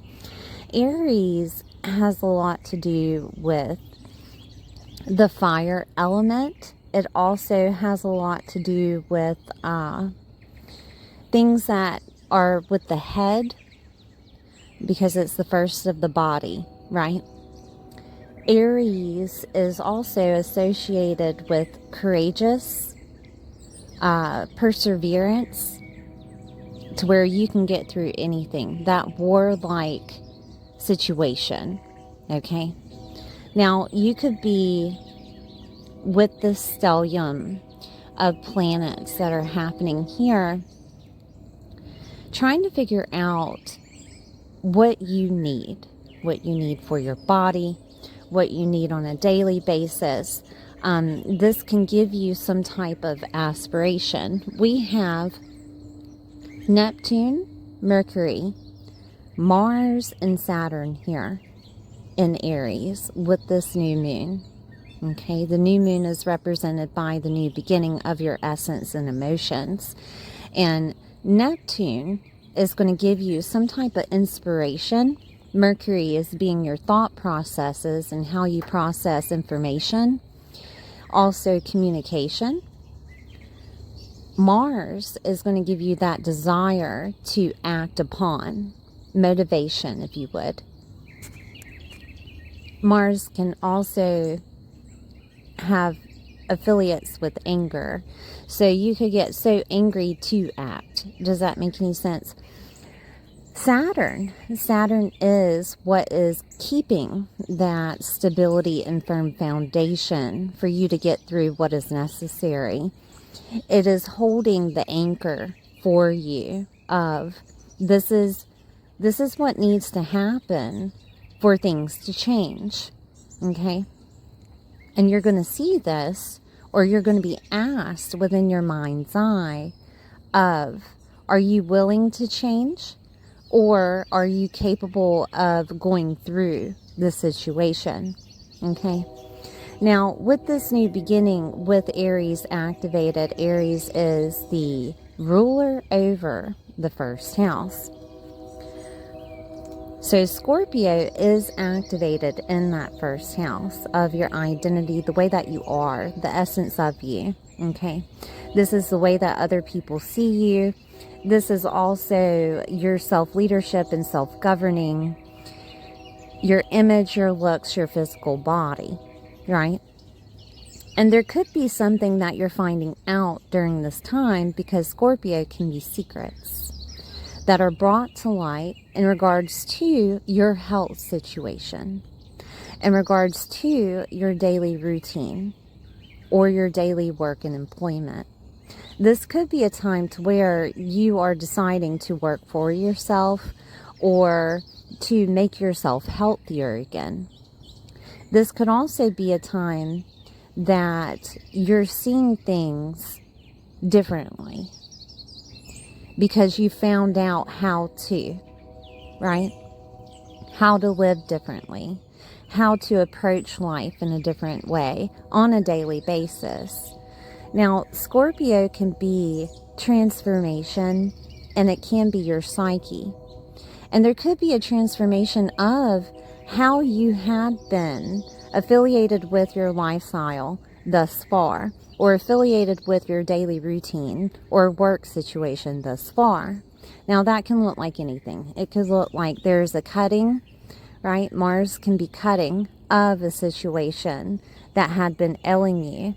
It could be a work situation. It could be a health situation. Healing of fears and phobias is scorpionic. And this could be a time to where you're understanding how to heal something. Okay? I want to look at this stellium again and how it will sextile Pluto. Pluto is in Aquarius.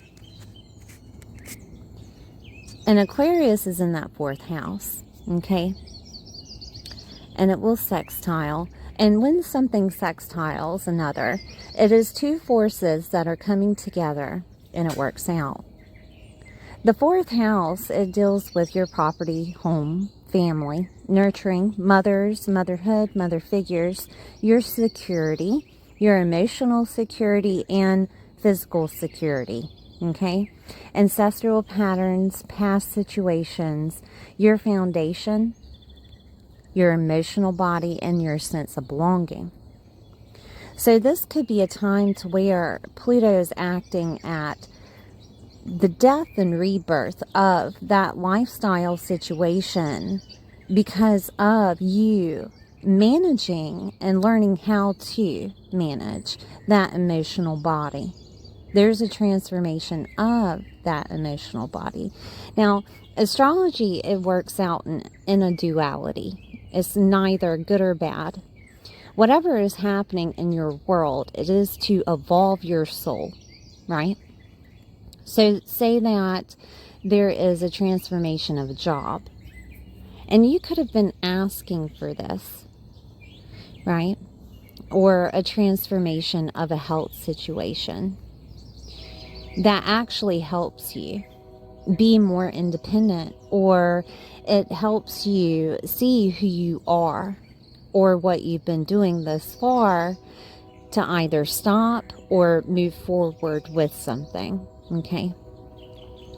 Now, Pluto with Aquarius can be a detachment situation, detaching from your emotions to heal, or detaching from your emotional body to heal, or to go through that situation, a lifestyle situation, maybe depending on the person. It really depends on the person, because Scorpio can be, like I said earlier, it rules the 8th house, so it can be divorces or two soulmates merging together, using the government, shared resources, inheritance. It can be taxes, debts, anything associated with that. All of these things are ruled by Pluto, okay?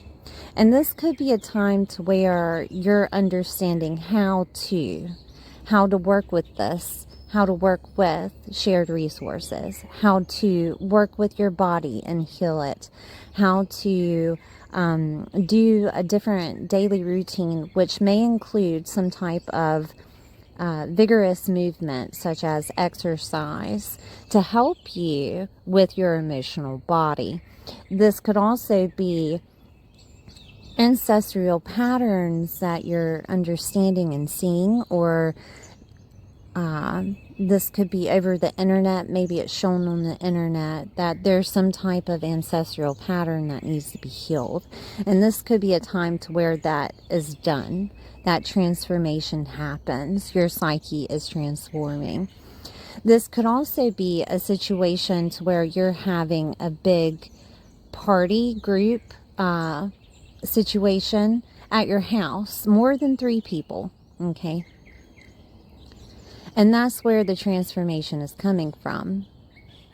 That during this, party, group, club, whatever is affiliated with your home, that you're changing how you're living or your lifestyle situation as you're preparing to have it, or it implements that aspiration for you to change something within your life. How you've been living, your lifestyle situation, what have you. Okay. There's a few ways that this can turn out. Mothers are associated with the 4th house. Your mother could be having some type of get together, and that's whenever you're seeing something different within your lifestyle health situation.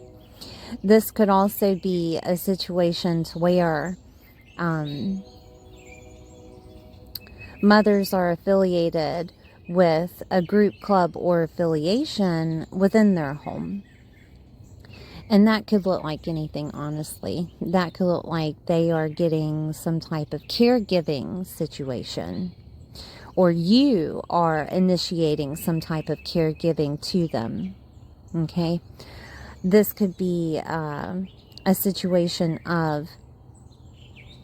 with foundation involved, that you're discovering how to build a foundation from your home base. That could be work, right? That could be that you're working from home. That could be a new daily routine that helps you involve yourself with life itself, right? So, or be more independent. So say that you've been working from home thus far. This could actually bring you to a point of working somewhere else and changing your lifestyle situation. It could go both ways. And I'm going to show you how I know this. So Aquarius is in your 11th house. It rules the 11th house in astrology. And Virgo is activated. Virgo is with your health daily routines. Virgo in astrology, it rules the 6th. So we have associations with it, right?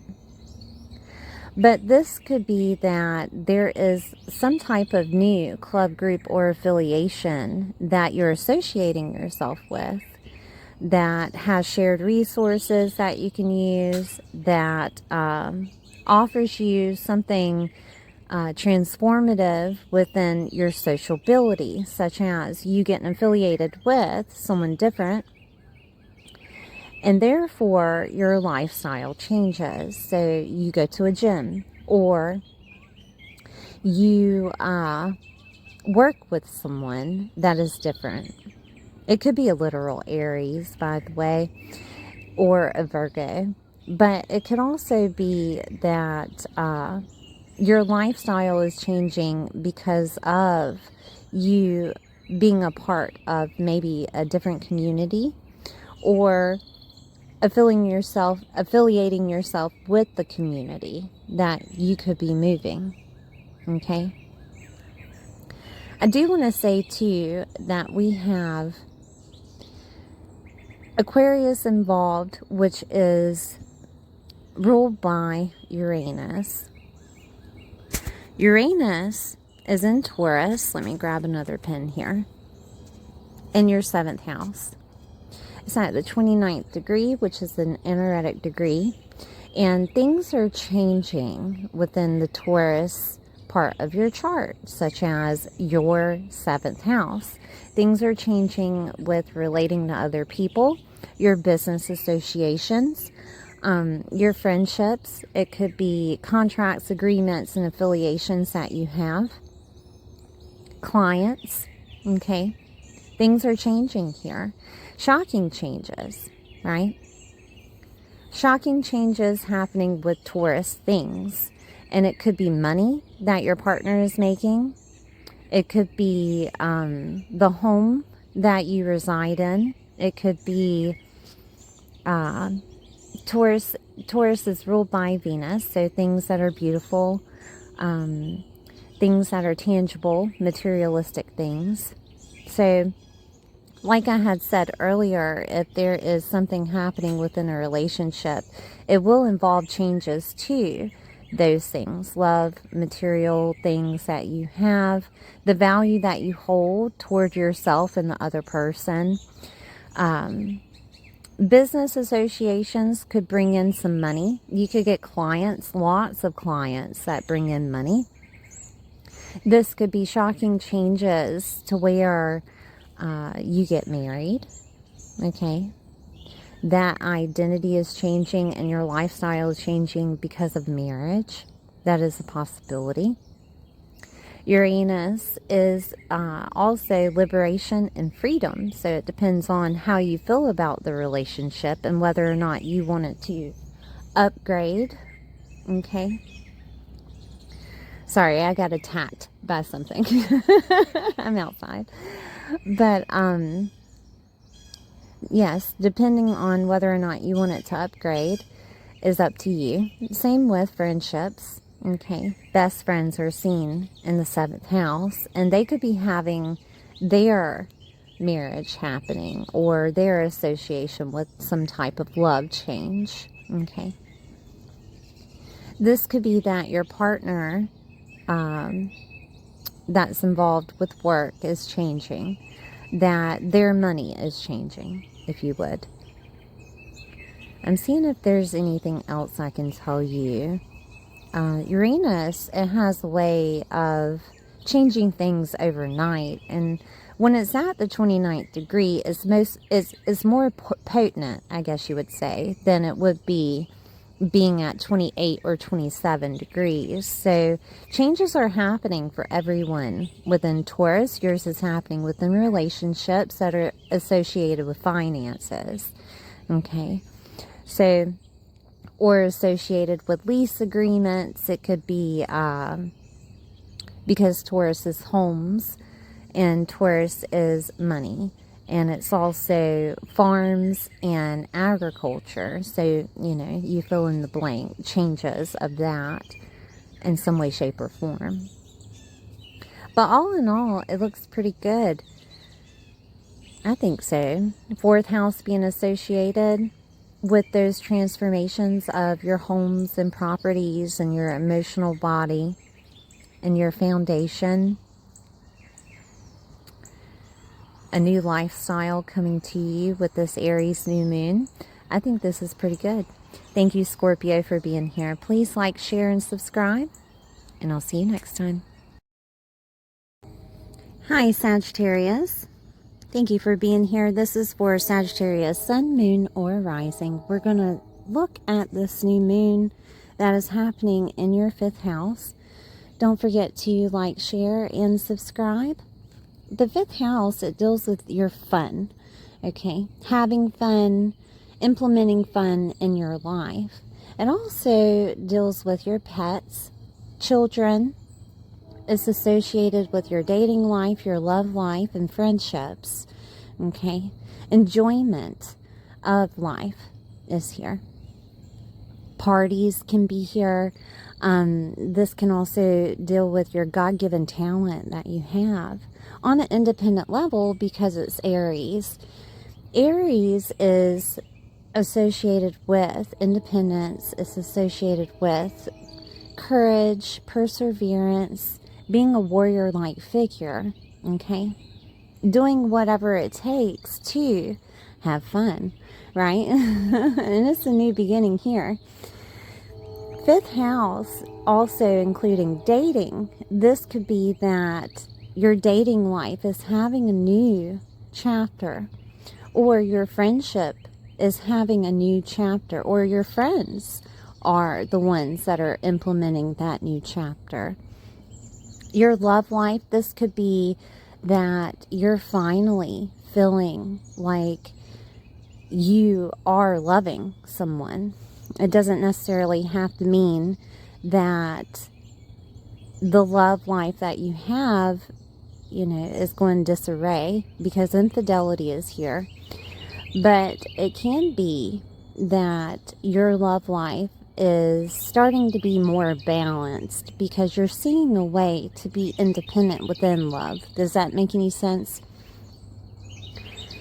5th house has a stellium in it. It has Neptune, Mercury, Mars, and Saturn. There will be some type of aspiration happening here. Aspiration meaning inspiration to take actions on whatever makes you happy. With Neptune is what's going to give you that inspiration and clarity. Mercury being conjunct will also give you that mindset or communication coming to you in regards to what you can do next. Mars being activated is giving you that motivation or pointing you to the right direction. Mars can also be anger. Okay, so anger can come out of situations of love, but it's more of motivating you rather than just an argument. Within arguments, we express the truth, and it could be the truth of enjoyment, right? This could also be with Saturn being conjunct Mars. Saturn is foundation. It's a firm foundation. Saturn, it gives you that stability. And it's to push whatever aspiration that you have in mind to a firm foundation, to ground it into reality. This stellium, it will sextile Pluto. And Pluto is in Aquarius. Okay. Sextiling is two forces that comes together and it works out.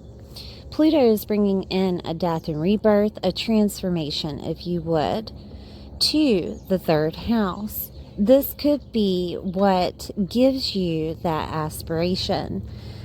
Speaking with 3rd houses, aunts, uncles, cousins, relatives, nieces, nephews, and neighbors and siblings, speaking with those people could implement that aspiration, or it could push you forward with new thought processes of how to enjoy life again.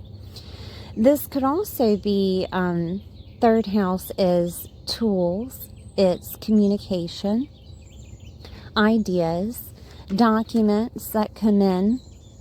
This could also include any type of other communication, such as a phone call, a text message, something that you get into in the mail or email. This could also include short distance travel, moving and movement, media and writing. Your mindset is the 3rd house, small education, certificates, licenses, permits, visas, any type of documentation that is certified. Okay. Skills and learning abilities. 3rd house is also what they call the environment that you grew up in your local environment and neighborhood. So this could be transformation of what's happening around you in a physical sense of your neighborhood and your local environment, or this could be that transformation of you moving back to the environment that you grew up in. This could be communication in regards to how to use, because we're connecting with the 5th, how to use that God-given talent in regards to writing a book over media, or it could be a tool that comes to you. It could be a tool that's needed, or you gaining some type of tool to do the things that are necessary for that God-given talent, because we're talking about you on an independent level. Okay. This could also be a situation to where you gain some type of insight from a teacher, preacher, or guru, insight from in-laws, grandchildren, grandparents. I say these things because Aries is the ruler over the 1st house, okay? And that's Sagittarius in your chart. And so what we could see here is that there could be a need for you to use that God-given talent that you have for in-laws, grandchildren, grandparents, or you're being taught how to. Aspiration being taught to you. This could also be back to the 3rd of transformation of where you're living. Moving or movement is here. And it could be further away. 1st house would be further away. Or it could be with someone that you're dating, moving in with someone that you're dating, or moving in with a friend, or a lover, right? This could be a situation of Aquarius being activated with that 3rd house, a detachment coming in regards to communication that you're receiving from a lover. It really depends on the person and what you're trying to do with that relationship. But independence is activated with Aries, just to let you know. So there is a major independent situation when it comes to, I need to do what makes me happy, right? This could be a transformation of your groups, clubs, and affiliations that you have, because that is Aquarius, or what you're doing on the internet, or transformation of communication that comes in over the internet. This could be also transformation of you deciding to use tools, documents, that idea that you have toward Sagittarius themes, such as the bigger picture, a new skill and learning ability for you to do that bigger picture. This could be in regards to opportunities and I'm sorry, I lost my train of thought. Opportunities and things coming to you that you didn't necessarily know that were coming to you that makes you happy. And that could be associated with the 5th house, such as someone's having a party for you, or a party is associated with you and things are coming to you of an opportunity at that party. This could be opportunities for you to show off your God-given talent in regards to, you know, what you do for a living or what you want to do for a living in a fun way. This could be, with Sagittarius involved, media, that you go viral over media.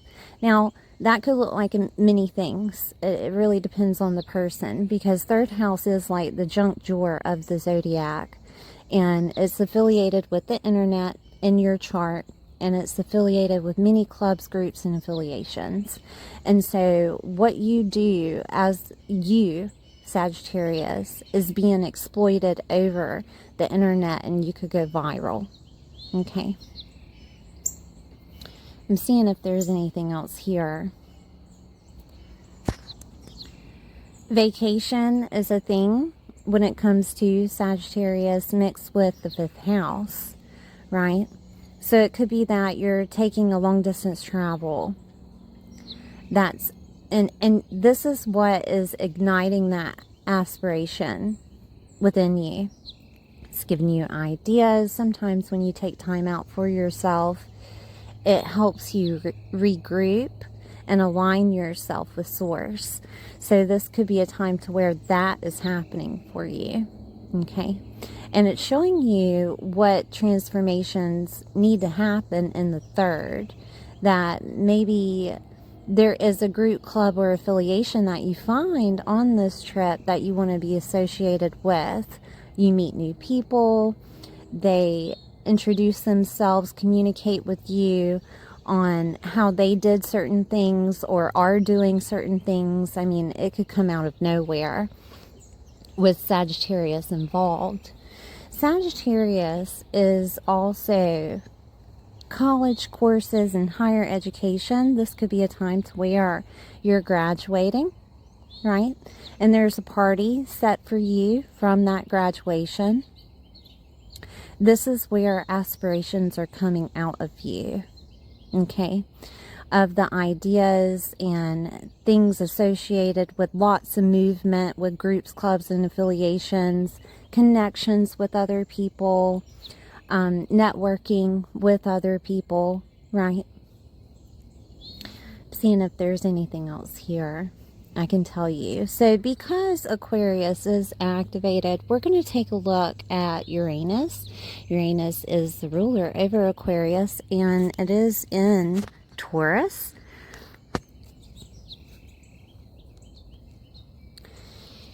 Uranus is at the 29th degree of Taurus, okay, and that is an anaretic degree. With anaretic degrees, it is very potent with the planet and the house and the sign that it's in. It is where you will see change happening. With outer planets, it's usually the beginning of the sign, changes happening, and then implemented at the end of the sign that changes happening, or the end of the degrees that it's transiting. And this is where you're going to see shocking changes.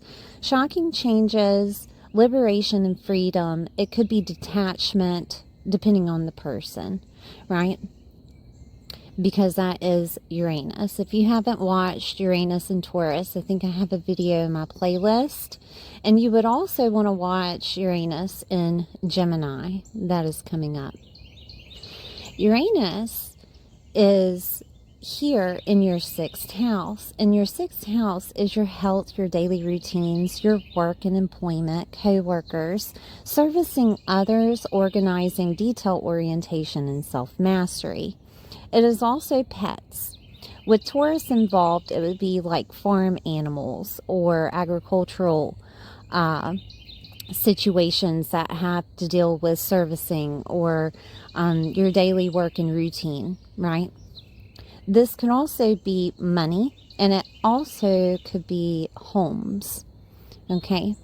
There is a shocking change of a lifestyle change that is happening with your money, with homes, with love, with farm animals, or the farm that you're associated with, or agriculture, that will implement changes with servicing others in a different manner.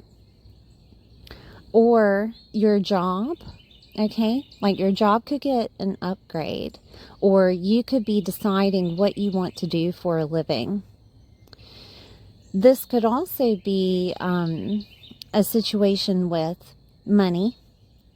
There's some type of money coming to you with that lifestyle change, right?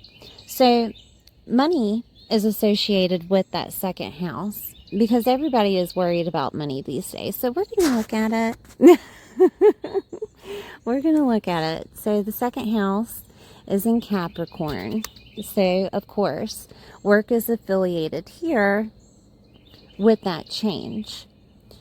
Changes in how you're working, changes in maybe clientele, business associations. This could be also changes with where you're living, okay? Because Taurus is homes, right? This could be associated with changes of love, that maybe you're moving in with a partner, or you're getting married, or this is where during some type of event, fifth house being associated with parties, and you also have that third house of communication that happens at an event, more than 3 people, that you're being asked to marry someone, right? This could also be a situation of your self-worth and confidence changing. And that could have dealt with a health situation. It could have been that maybe you thought that you would never find love, and therefore that fifth house of that new beginning happening with love is coming to you. The dating life is happening because you're associating yourself with different clubs, groups, and affiliations, maybe online, right, or within your community. I do want to let you know that I found my husband over at the time it was called plentyoffish.com, right? And we've been together for 13 years, right? So just to let you know, that is a possibility. But I think that might be about all I have for you, Sagittarius. Thank you for being here. Please like, share, and subscribe, and I'll see you next time. Hi, Capricorn. I hope you're doing well today. This is for Capricorn, Sun, Moon, or Rising. We're going to talk about this new moon that's happening in Aries in your 4th house. The 4th house, it deals with your property, your home, your family, nurturing, mothers, motherhood, mother figures, security, ancestral patterns, the past, emotional security, your sense of belonging, your emotional body, and your foundation. Okay, so with this new beginning, this new moon of a new beginning happening with Aries, Aries is asking you, are you willing to do it over again? Right? Mainly because there's a stellium here. This could also be some type of aspiration that comes to you in regards to how you want to live, where you want to live, your home life in general, maybe even having a family, expanding your family. This can also be motivation of some type to help you with courage that is necessary to gain a home, property, deal with those emotions, face the past with a warrior-like stance. This could also be considered with Aries involved military, if this is something that you're interested in, because warrior is Aries. It is also your identity, and it is also the way that other people see you. So this could be an identity of you holding a property which defines you rather than you just living there, okay? Such as maybe your work is there, or you're making it a definition for yourself. This could also be you getting into real estate, right?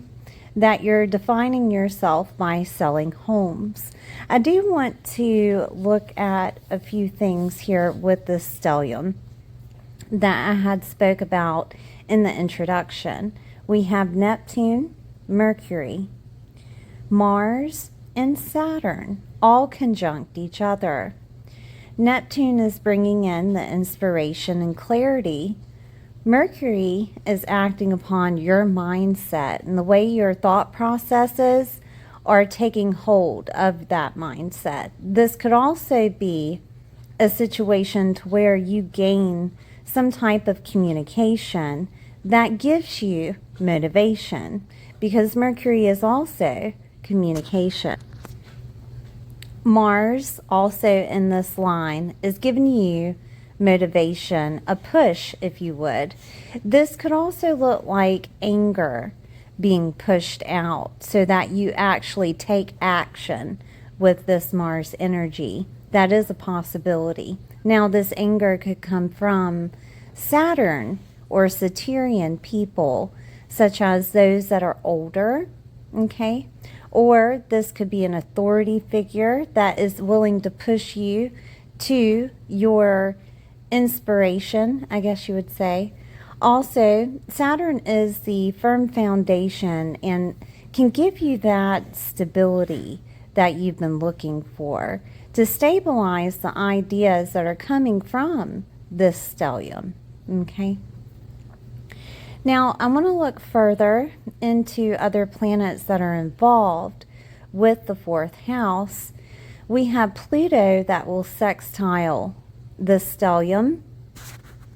Let me get another pen here. And Pluto is in Aquarius in that 2nd house. There's transformation happening in this 2nd house to push you toward that aspiration. Or it could also be that result of you being motivated or pushing yourself. This is how things are transforming. Your money is transforming. Your self-worth is transforming. You can find this over the internet, possibly, groups, clubs, affiliations. This could also be a situation where a goal is initiated because of that stellium sextiling Pluto. Now remember that stellium sextiling Pluto is two forces that are coming together and they're working out. This is not necessarily Pluto on the other octave of death. Okay, now there can be a death of the old you, but it's not going to be that literal hell that you've been through thus far, Capricorn. This is more of some type of transformation happening with either you detaching from how much money you're making or you detaching from the self-worth that's initiated with clubs, groups, or affiliations, maybe even the community. This could also be detaching from, on the other octave of Aries, where that 4th house is, detaching from mothers, motherhood, mother figures, or detaching from the past of what has already happened with your identity. That you're becoming a new person and you're seeing this for the first time. There is an open eye awakening happening with that inspiration coming in, showing you the self-worth that you're capable of, right? Getting your emotional body together, managing that emotional body as needed. This could also be a situation with love, relationships. Yes, I said money, but also if you're into any type of farm or agriculture. I say this because we have another activation with Aquarius, the ruler over Aquarius, which is Uranus. And Uranus is in Taurus at this time. Let's find Taurus is in your 5th house. Uranus being activated is at the 29th degree of Taurus, which is an anaretic degree. Okay, this anaretic degree, which means that it is the most potent right now than it has been ever since it's entered Taurus. Okay, this is the finishing up of the shocking changes that are occurring. These shocking changes are occurring within your 5th house. This is your love life. This is your friendships. This is your God-given talent. This could also look like pets. Facilitated, 5th house is facilitated with winnings of competition, so lottery, right? This could also be some type of party that's happening that initiates that change, okay? Celebrity status and popularity is activated with 5th house. It is the fun house. This is where you could go viral for what you do for fun, or this is, you know, whatever you're doing on media. This could be what you go viral by, or this could be some type of initiating a new freedom and liberation with your love life, with your children. This is freedom and liberation with having fun again, enjoying life again. Changes are occurring here with this 5th house, and it's all due to, because it's connected with Aquarius, remember, the 2nd. You finding your self-worth, you detaching from whatever doesn't any longer serve you, from groups, clubs, and affiliations. This could also be a situation of gaining that money online or recognition online, and it changes that self-worth. And therefore, you have the capability with the 4th house of a new beginning, whether that is being independent at home, doing things from home, having the title of defining your home the way that you want to, right? Property, or this could be you finally managing those emotions, okay? There could be some type of detachment that happens in regards to a party that's initiated that you attend, right? That could be the trigger that happens. Say you go to a party, and it could be for your child. It could be a situation to where you're speaking, communicating with someone, and then all of a sudden you just don't care anymore. Or that person that party is for, your child, is the one that initiates their independence and shows others how they actually are. And you're proud, right? I mean, that can happen. But this is you seeing and understanding detachment of some type of self-worth and confidence, or this could be you understanding your soul tribe and where you belong. This could also be a situation where, because I said that media was involved, that you could get some money coming to you from media while working from home. 4th house would be the new beginning in the home, right? Mothers are activated, okay? And mothers being activated, or parents in general, some people say that the 4th house is the father, but it is the nurturing parent. This person is having a new beginning in their life, and it could be a new beginning of independence, or having to have or muster up the courage that is needed. This could also be a situation of you yourself becoming a mother. Depending on the person, it doesn't necessarily mean that you'll be an independent mother, but it will require you to have the type of courage that a mother has, right? For their children or having children. This could be a situation to where, you become a mom, have a baby, and you see that that baby is so beautiful because of Venus rules Taurus, right? And changes to beauty is activated with Taurus. So it could be that maybe you were expecting them to look like the father, and it looks like you. It's a possibility. But you know what I mean. So it could be changes to some type of beauty or love or relationship.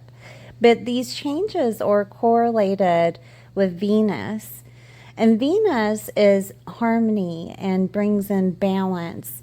Now, I do want to remind you that Aries, it does rule over the 1st house in astrology. Okay, so let's take a look at that 1st house and connect it with the 4th. So this could be a situation of a new work situation happening from home, or you working with a mother. Capricorn, it rules over status, right? Single to married, married to single, CEO or laborer, the title that you hold in the world. And this is a change of identity of either you staying at home more or working from home. This could be a situation of Capricorn being legacy, that you're pushing your legacy through your home. Okay. Professional life is Capricorn. Climbing the ladder is Capricorn. So if you had been working very hard for the home that you've been wanting, this could be a time to where you actually get it, because you do have that fifth house activated with fun and enjoyment of life, using your God-given talent, right? This could also be with Capricorn activated. Capricorn is power. And this could be a time to where you're understanding the power that you hold, whether that is on your emotional body, or you have some type of ancestral lineage that you're understanding your power now. Okay? And with that said, we could look at a few things here. If you wanted to look at your karma, past situations, that all deals with Pisces. And Pisces is in the third house. So your ancestral lineages could be all within the workings of your mind, or it could be you're really good at tarot, or this could be that you are a God-given teacher, preacher, or guru within yourself, because connections with, let me get another pen so you know, connections with Pisces is also the 12th. And teachers, preachers, and gurus is connected with Sagittarius, right? But just to let you see a little peek into what that ancestral lineage could have left you, this is it here. And a lot of people, especially those that are connected with Pisces with the third house, they connect more when it comes to herbal, I guess you would call it herbal help, right? Ayahuasca, am I saying it right? I don't even know. Ayahuasca, or some type of herbal help that helps them get in a different state and see things differently. That is a possibility of you finding this out. Or this could be a situation with fourth house being past, that you're understanding that you held more power than you thought with past situations, and therefore you can heal it. Okay. I want to see if there's anything else here, because Capricorn, I know that when I speak about money, you think and process money in a different manner than others. You're climbing the ladder, and you know it takes time and patience, but this could be a time to where you feel a little impatient because of Aries being activated. Aries energy is impatient, ready to get things done, ready to start and initiate something, not necessarily finish it, okay? But your identity that is connected with family could be changing. And depending on the person, right, it really depends on, you know, how old your parents are, or if you know your family as much as, you know, someone would. This could be a time to where that identity is changing with family, all right? Such as, yes, loss of parents is a possibility, okay? But I say that loosely, only because of this would be an identity change of them seeing you in a different manner, that they're seeing you more of how you want to be seen. Pluto is activated with everyone. Death and rebirth is activated with everyone in everyone's chart right now. And it is sextiling this new moon. So I'm not saying that no one's going to lose someone, right? But I am saying that there is a rebirth of how others have seen you thus far. And this includes the 4th house for you with family, mothers, being a mom. Fathers could look at you differently. Okay, your identity change is starting now. All right, Capricorn, thank you for being here. Please like, share, and subscribe. And I'll see you next time. Hi, Aquarius. I hope you're doing well today. This is for Aquarius, Sun, Moon, or Rising. We're going to take a look at this new moon that's happening in Aries in your 3rd house. Don't forget to like, share, and subscribe. I'm going to go over the 3rd house so you know what it is.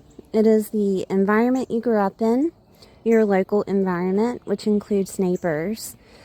This is communication, because the 3rd house in astrology is ruled by Gemini. So communication and ideas, documents, anything written. You yourself could be writing something, right? Your mindset, I'm sure I said that, but small education and certificates are here, such as licenses, permits, visas, and anything that's a certified document is here. Moving and movement could be moving your body or movement in general, like you're moving houses. Skills and learning abilities is here.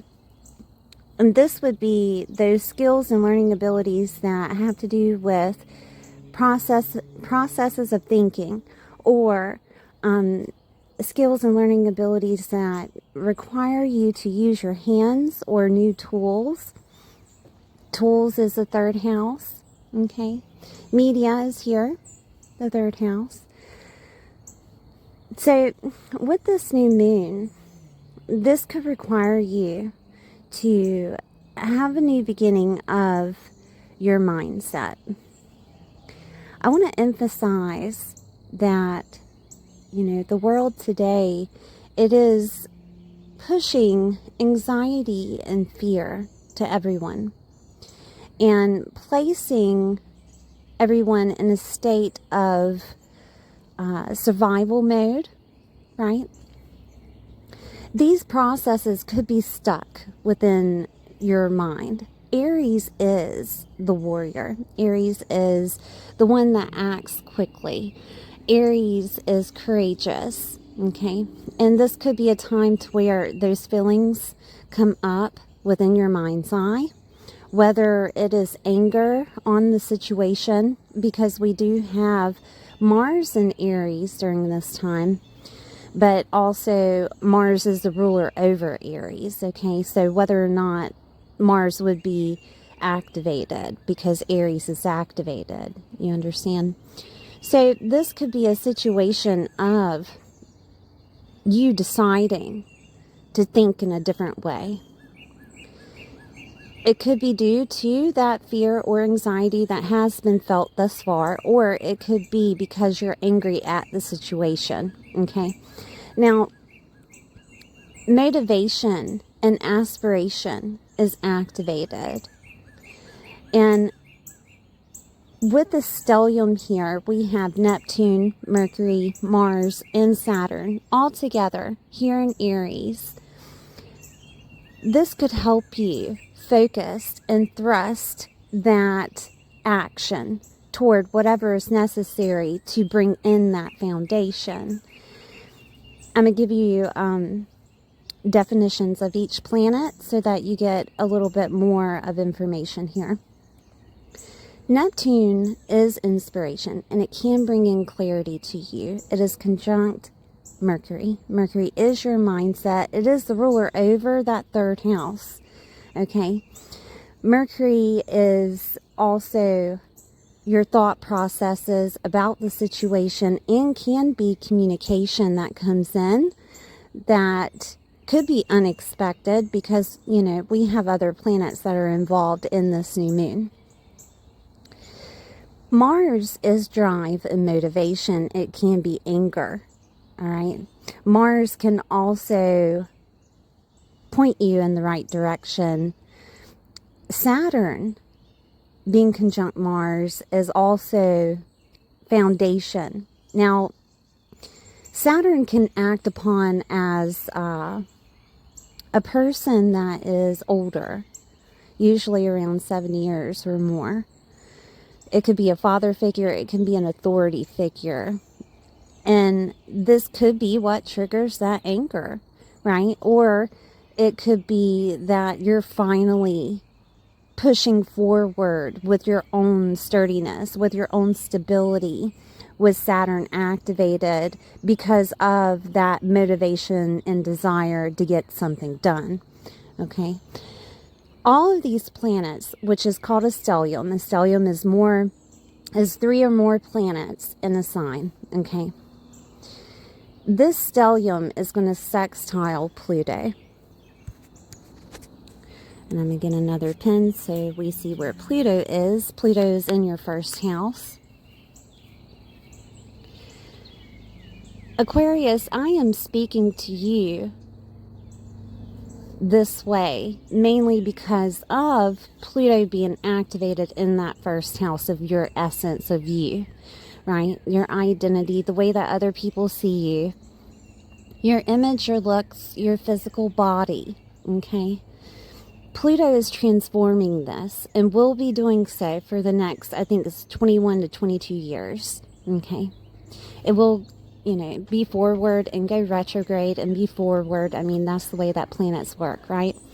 But it's transforming you at this time.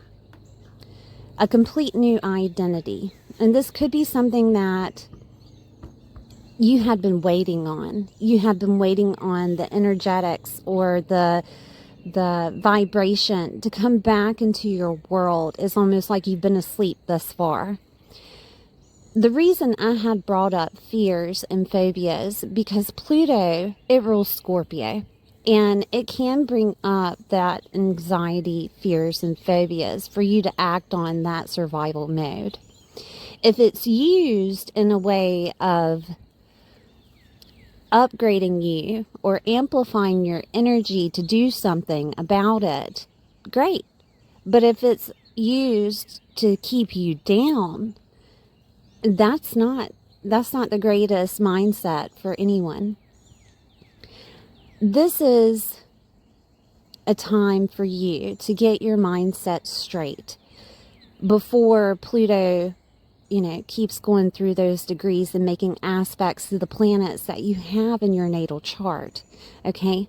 This is a realization, a beginning of a realization that you'll have so that you can take the necessary action to do so, right? So with this sextile, because it's sextiling, I want to remind you that sextile is two forces that come together and it works out, okay? So this could be a transformation of identity because of, like I said, your mindset or communication coming to you about something that needs to happen, and it could put you in that survival mode, okay? It doesn't necessarily have to, but Pluto is amplified in that first house because Aries is activated. Aries rules first house in astrology, okay? So you got a double whammy, right? And you also have Saturn activated. In traditional astrology, Saturn is your ruler, okay? So you have this emphasis on motivation to do something. It could be using your hands. It could be using tools. It could be communication that comes from aunts, uncles, cousins, relatives, nieces, nephews, and neighbors. Doesn't have to be. Or siblings. It doesn't have to be from those people, but they could be the ones that push you forward. Also, advertising is activated. You could realize that you're really good with advertising. This could also be a situation of you discovering a new skill or learning ability. You could find this over media, or you could be doing this on media, right? And that changes everything for you. Third house is also those documents that come in. And when I say documents, because the third house is communication, it could be text, it could be a phone call, it could be an email, Facebook message, doesn't matter. Any type of communication that comes to you, could come in, and that is what ignites that new beginning of your identity. Okay? I have to look further in regards to what else could happen, because you can say communication all day and not know the foundation of that communication. So we're going to look at Uranus. Uranus is the modern ruler over Aquarius. Okay. Uranus is in Taurus. And there's a connection with Aquarius there. So we have that transformation that's connected with the 4th house, right? Transformation because Pluto is activated. 4th house is your home and property. It is your family, nurturing, mothers, motherhood, mother figures. Okay. It can also be those nurturing parents. Security, however you feel secure, whether that is money, having food, having a place to live, whatever makes you feel secure is here. Your emotional security is here also. Your sense of belonging, your foundation and emotional body is here. Okay. So this is a time to where a transformation of that emotional body is happening. And it could be due to you getting your mindset correct. I want to remind you of Tony Robbins. I listen to Tony Robbins when it comes to changing your state of mind and changing your physical state so that you can change your state of mind. He also says that whatever life you're living is a life that you are focused on. Okay? So what are you focused on during this time? That would be questions that come up during this new moon. And for you to figure out what you want to focus on. Because you you focus on the negative, you're going to get the negative. You focus on the positive, you're going to get the positive. You understand? It's like a manifestation or law of attraction that is implemented. Okay, so 4th house being activated with this transformation, it could look like there's property being transformed, homes, that you're getting a home, maybe even family is expanding, okay? Family is activated with the 4th house. Now, I do want to remind everyone that Pluto is activated. Death and rebirth is activated, okay? So, yes. You know, it's activated in everybody's chart, not just yours. So there is, you know, a possibility of death and rebirth. So a child being born or, you know, a passing of a family member. Usually with passing of family members, you know it's going to happen, right? You already know there's some type of sickness, disease, or there's some type of feeling in your gut that you're getting, because Aquarius, you have that initiated within inside of you. You are a person of freedom and liberation, and a person that can see the future, right? So you already know. But I do want to emphasize that Pluto is activated in everyone's chart, not just yours. Okay. Mothers, motherhood, mother figures. This could be a time to where that mindset is changing to be one. It could be that you're open to the fact of being one. You're ready to change your identity. This is the initiation that you're going through. Or it could be that, you know, your physical body is changing because you're becoming one, right? It could also be a situation where 4th house activation with ancestral patterns, that you're discovering those ancestral patterns that are activated within your mindset. And that's where things change. You decide, you know, you're wanting to be a part of different groups, clubs, and affiliations or communities, or you're discovering a new type of goal when it comes to a healing aspect. Okay. This could also be fourth house being that security and foundation. That there is communication about money coming to you. It could be money from a mother. It could be money from the nurturing parent or a family. That is a possibility. It could be money coming from property. I know that there are different ways that you can gain money when it comes to property. Because it's in Taurus, it would be farm or agriculture, right? That there is a possibility of you gaining money that way. Or this is the initial idea to do so. Okay. A new beginning is happening here. Within Aries being in that communication, documents, ideas. So when you implement that with Uranus, Uranus is quick change. It is liberation and freedom, just like you, right? It is the innovative ideas to push you forward. But I want to emphasize to do this without fear. Some people call it doing something while feeling the fear, okay?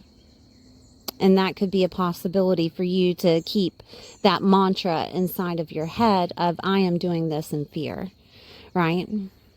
If you're feeling scared or anxiety about the situation, that remembering that you are capable.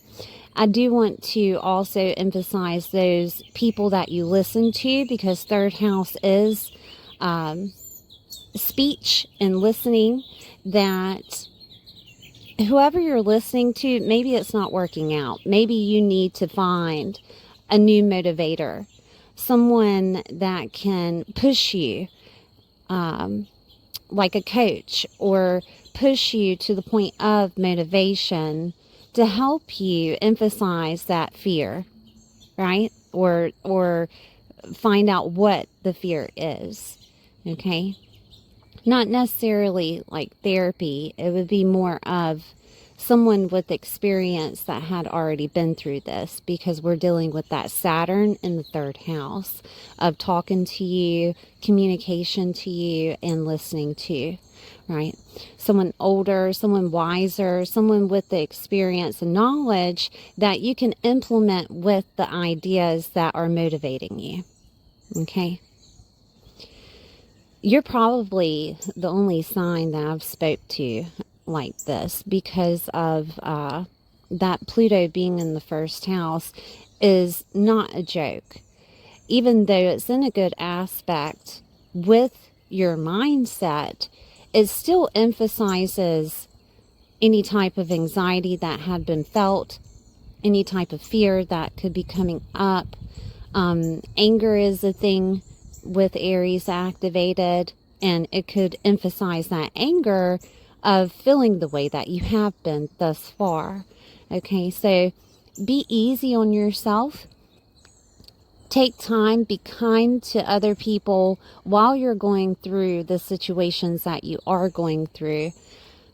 But this is, again, a good thing.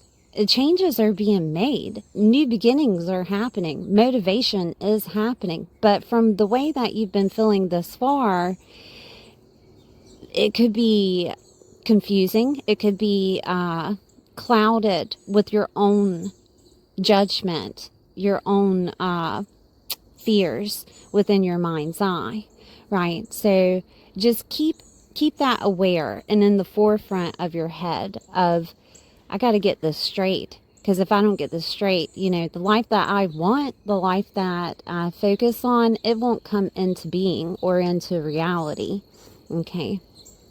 We don't want anything to cloud your judgment here.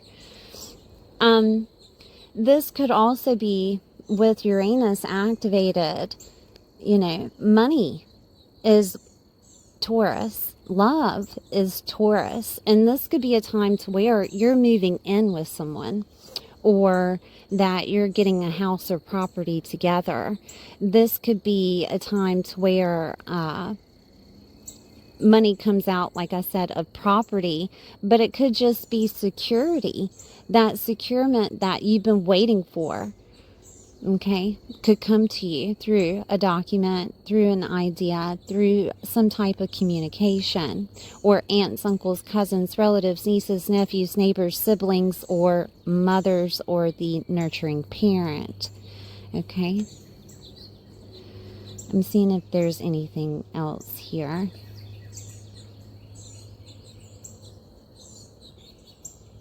I think that might be about it, Aquarius.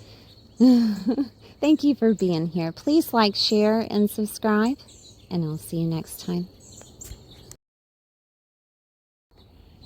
Hi, Pisces. This is for Pisces sun, moon, or rising. We're going to talk about this new moon in Aries that's happening in your second house. Don't forget to like, share, and subscribe. The second house is money, values, what you value, how you are valued, how you bring value into the world, the materialistic things that you value. Second house is also your self-worth and confidence, sensual things, luxurious things, and your spending money, right? With the second house activated with this new beginning, this could look like you're making your individual income. This could look like it coming out of some type of courage that you had mustered up to do so. This could be also inspiration, aspiration to make money, all right? To bring something back into reality that you had thought about before. I say that because there is a stellium here. We have Neptune, Mercury, Mars, and Saturn here, okay? And this could bring in inspiration from Neptune, your thought processes being configured with Mercury, also communication with Mercury, Mars being that motivation or pointing you in the direction that's needed, right? Mars can also bring out anger, just to let you know. Anger as a motivational tool. Saturn is conjunct Mars.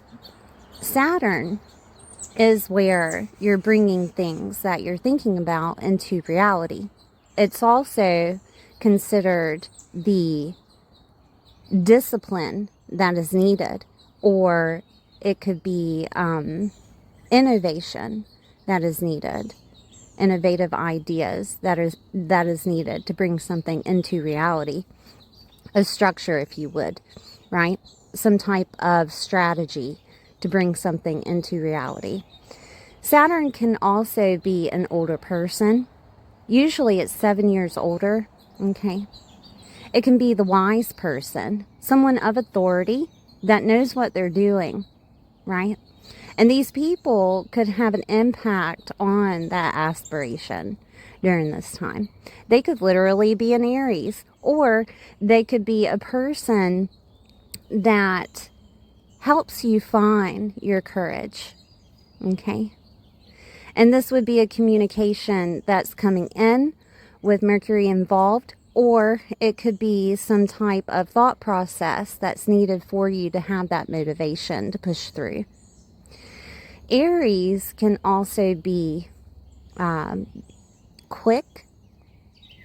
Aries is considered the first house in astrology, and it can be your identity, the way that other people see you, your physical body, right? It could also be your self-autonomy. And Aries being activated with the second house could bring upon ways that you can configure of how to deal with whatever problems that you may have been facing with food, with your face, whatever problems that you've been facing thus far with money and spending money. Okay, this could also be a situation of luxury, that there is inspiration and aspiration for you to get that luxurious item or do things of luxury. And that could include anything that deals with, of course, money. I do want to say too that the stellium of planets that I spoke about with Neptune, Mercury, Mars, and Saturn, stellium is 3 or more planets in a sign, will sextile Pluto. Okay, and Pluto is in Taurus. Excuse me, Pluto is in Aquarius. I'm getting ahead of myself. Pluto is in Aquarius, and Aquarius is in that 12th house. You yourself, Pisces, rule the 12th house in astrology. So there is a correlation here with you on an individual level of how you are inspired, of obtaining or transforming situations with groups, clubs, and affiliations, your goals, your hopes, dreams, and wishes. This could be a time to where those hopes, dreams, wishes come true, and it feels like a divinely guided situation because the 12th house is Pisces in astrology, right? So 12th house deals with awakenings. It deals with enlightenment, upgrades, if you would, downloads. It also deals with loss and deals with grief. Okay, so if you've been going through that, this could be a time to where that is healed because we have a sextile from Pluto to that second house of your value, how you're valued, what you see or deem as valuable, right? And it's also connected with you, your identity. So this could be a time to where you're finding your soul tribe. Groups, clubs, and affiliations are activated. This could also be a time to where you socialize in a big way, and at this huge event, that's where the download comes through, or that's where the vision comes through for that motivation, for that aspiration. All right. Also, 12th house can be prisons, hospitals, insane asylums. And these are groups, clubs, and affiliations, obviously. And this could be a time to where there's a transformation of either you have to go to those places for whatever reason, or you're getting out of those places. Okay. You could be working with those places. I want to remind you that Saturn is activated. And this could be a time to where you have that aspiration to help others that are in need. Those groups, clubs, and affiliations, right? I do want to say too, transformation and endings is the 12th house. So there could be a transformation or ending of you being affiliated with who you were before in a complete way. And it's due to that new beginning of money. It's due to that new beginning of you understanding your value. Okay? So there could be an ending of that. There could also be a situation where awakenings, like I said earlier, could happen. But it would be more of understanding your value and what you deem as valuable in your life. 12th house is where things are hidden in private. And there could be secrets that are coming out of groups, clubs, and affiliations, or at this party that you're attending. There could be secrets that come out of the internet in some way, shape, or form that you find out. These secrets don't necessarily have to be implemented with, you know, a money or anything like that, or your spending. Yes, there is a possibility you find out that someone is spending ever so much on your account or your credit cards, but this is to liberate you. This is to help you and free you from a situation. So this would be a secret of maybe an esoteric knowledge that you find out that changes the way of your thought processes that revolve around money, value, spending, whatever is needed to do with how you're eating or what you're doing to your face, right? or whatever is on your face. That includes eyes, ears, nose, mouth, teeth. Okay, those secrets are being found out. And it's to liberate you and free you. There is a transformation happening for you to help you. Okay, a new beginning happening in that second house. Past lives and karma and healing and restoration is the 12th. And this could be a time to where you are getting that past life regression, and it changes everything for you. It clears that karma that's needed for you to make money on your own. Some Pisces have trouble making money on their own, and this could be a time to where you figure that out. The secrets of making money or having money. Okay. I have personally, I'm a Pisces sun, I have personally been doing manifesting. And one of the things that I found out with manifesting is whenever I am in that state of gratitude and enjoying life, I'm smiling, things are great, the butterflies are out, you know what I mean? During that time, specifically, I intentionally think about how much money I want to come to me. And every time it happens. So that's something that you could practice, right? Because I am part of the internet, and I could be the one that helps you transform. So I use a few people for manifesting, listening to as mentors or teachers.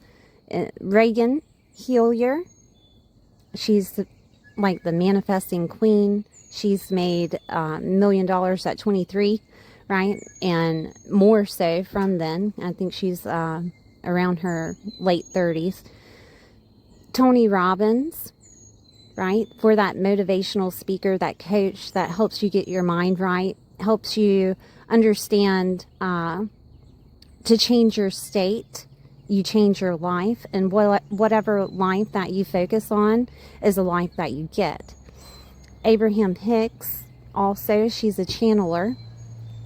Abraham Hicks teaches you how to go with the flow and enjoy life and to get into that state of happiness so that you can reach whatever is needed within your vortex that holds the finances that you want. But those are the people that I use. Everyone is different. But most techniques that work for me is while I'm in the state of happiness, it doesn't matter, you know, everyone is like, use the secret and put, you know, the actual things in front of you and quantum leap there and whatever. The thing that works for me is being happy, just happy. It doesn't necessarily have to be in a box, right? And labeled whatever it is that I want. It's more of just being in that state of happiness, and that's whenever I ask for what I want, whether that is money, more love, whatever. Okay. Also, I do want to look at changes that are happening. Now, we have Uranus in Taurus. Uranus is the ruler over Aquarius, okay, in modern astrology.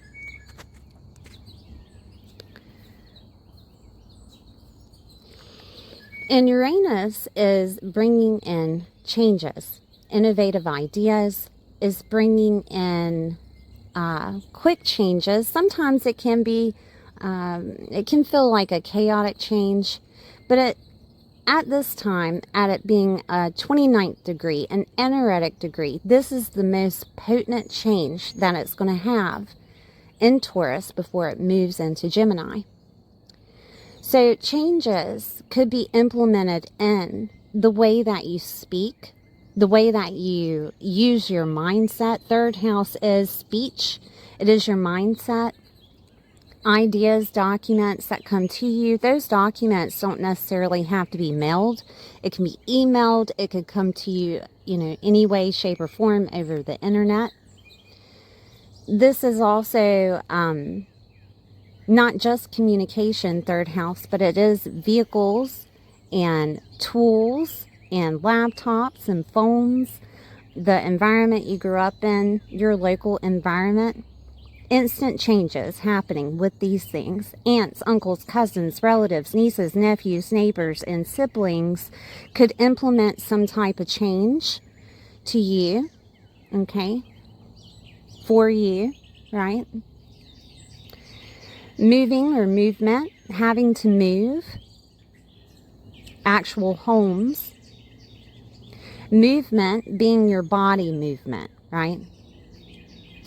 Media and writing, skills and learning abilities, and that's a broad spectrum when it comes to skills and learning abilities, because Gemini rules the third house, and Gemini deals with thought processes in a quick manner, the quick information, okay, the ones that you see that as you're scrolling, you know, on your phone, not the information that you sit and study from. It would be more of a quick information, just like the third house rules certificates rather than, you know, the college degree. It rules certificates and licenses, permits, things of that nature, visas, okay. Third house is also advertising. I'm not sure if I said advertising, but I'm going to say advertising and public speaking, okay? All of these things are implemented with Uranus as changes, instant changes that are happening, or this is where that innovative idea is coming through on how to, communication on how to. Now, it can be through Taurus situations on how to make something beautiful, material things that could be sold, material things that could be made. Taurus is also homes, and it's farming and agriculture. Taurus is ruled by Venus, so making something beautiful or bringing something back into harmony and balance that is necessary for you to do what is necessary in your life, okay? So you could get ideas on what's next, on how to bring something back to reality, but in a very balanced way, okay? I'm seeing if there's anything else I can tell you in regards to Uranus being in Taurus, but we're going to look back onto the chart with this Uranus being connected with that 12th. So communication could be coming to you from groups, clubs, and affiliations, or because we're dealing with Aquarius. So groups, clubs, and affiliations, communication about your goals, communication in regards to prisons, hospitals, right? Those ideas on working there or how to make money through those people. This could also be a situation of a transformation or ending of communication, dealing with, you know, situations of prisons, hospitals, or dealing with those groups, clubs, and affiliations that you have. Because transformation and endings is the 12th house. This could be a situation to where if you are not a medium and you have lost someone, this could be a time to where you're dreaming about them. They come to you within a dream and they give you ideas. That is a possibility. This could also be you reaching out to get medium readings or becoming a medium on the internet. Tarot, mediumship, the taboo, anything astrology, anything esoteric is amplified with the 12th house, okay? Using your hands would be with the 3rd, and using your mind processes would be the 3rd. So it would be together with taboo topics. If that's something that you're interested in, this would be a great time for you to make some money, right? On an independent level. 2nd house, having that new beginning with this new moon. I'm seeing if there's anything else here. You could be implementing yourself with those that are foreign, groups, clubs, and affiliations, or things that are foreign for you. 11th house, excuse me, not 11th house, but Aquarius, being those networks, groups, clubs, and affiliations, communities, goals.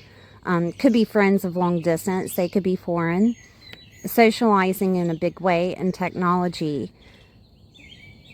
These things could offer you a way to make money, or you could be getting gifts from them during this time. You could be getting gifts from those people that are of the spiritual community. I'm seeing if there's anything else I can tell you. I'm trying to get every morsel of detail that I can tell you. This could be a time to where you're deciding to help those that are in need. 12th house, it is Pisces in astrology. And Pisces does things on a humanity scale with helping others that are not lovable or unloved. Okay? And this could be a time to where you're implementing a new group, club, or affiliation, or helping your community in some way, shape, or form. And you're getting recognized for this, and also implementing on how to make income from it. So that could look like a nonprofit situation, or that could look like charity work, right? Giving to charity, giving back to charity. With Aries involved, it's possible that it could be like veteran stuff, or military things, or it could just be those that have had to have a fight with situations of feeling valued, right? So, and I think that might be about it. Pisces, thank you for being here. Please like, share, and subscribe, and I'll see you next time.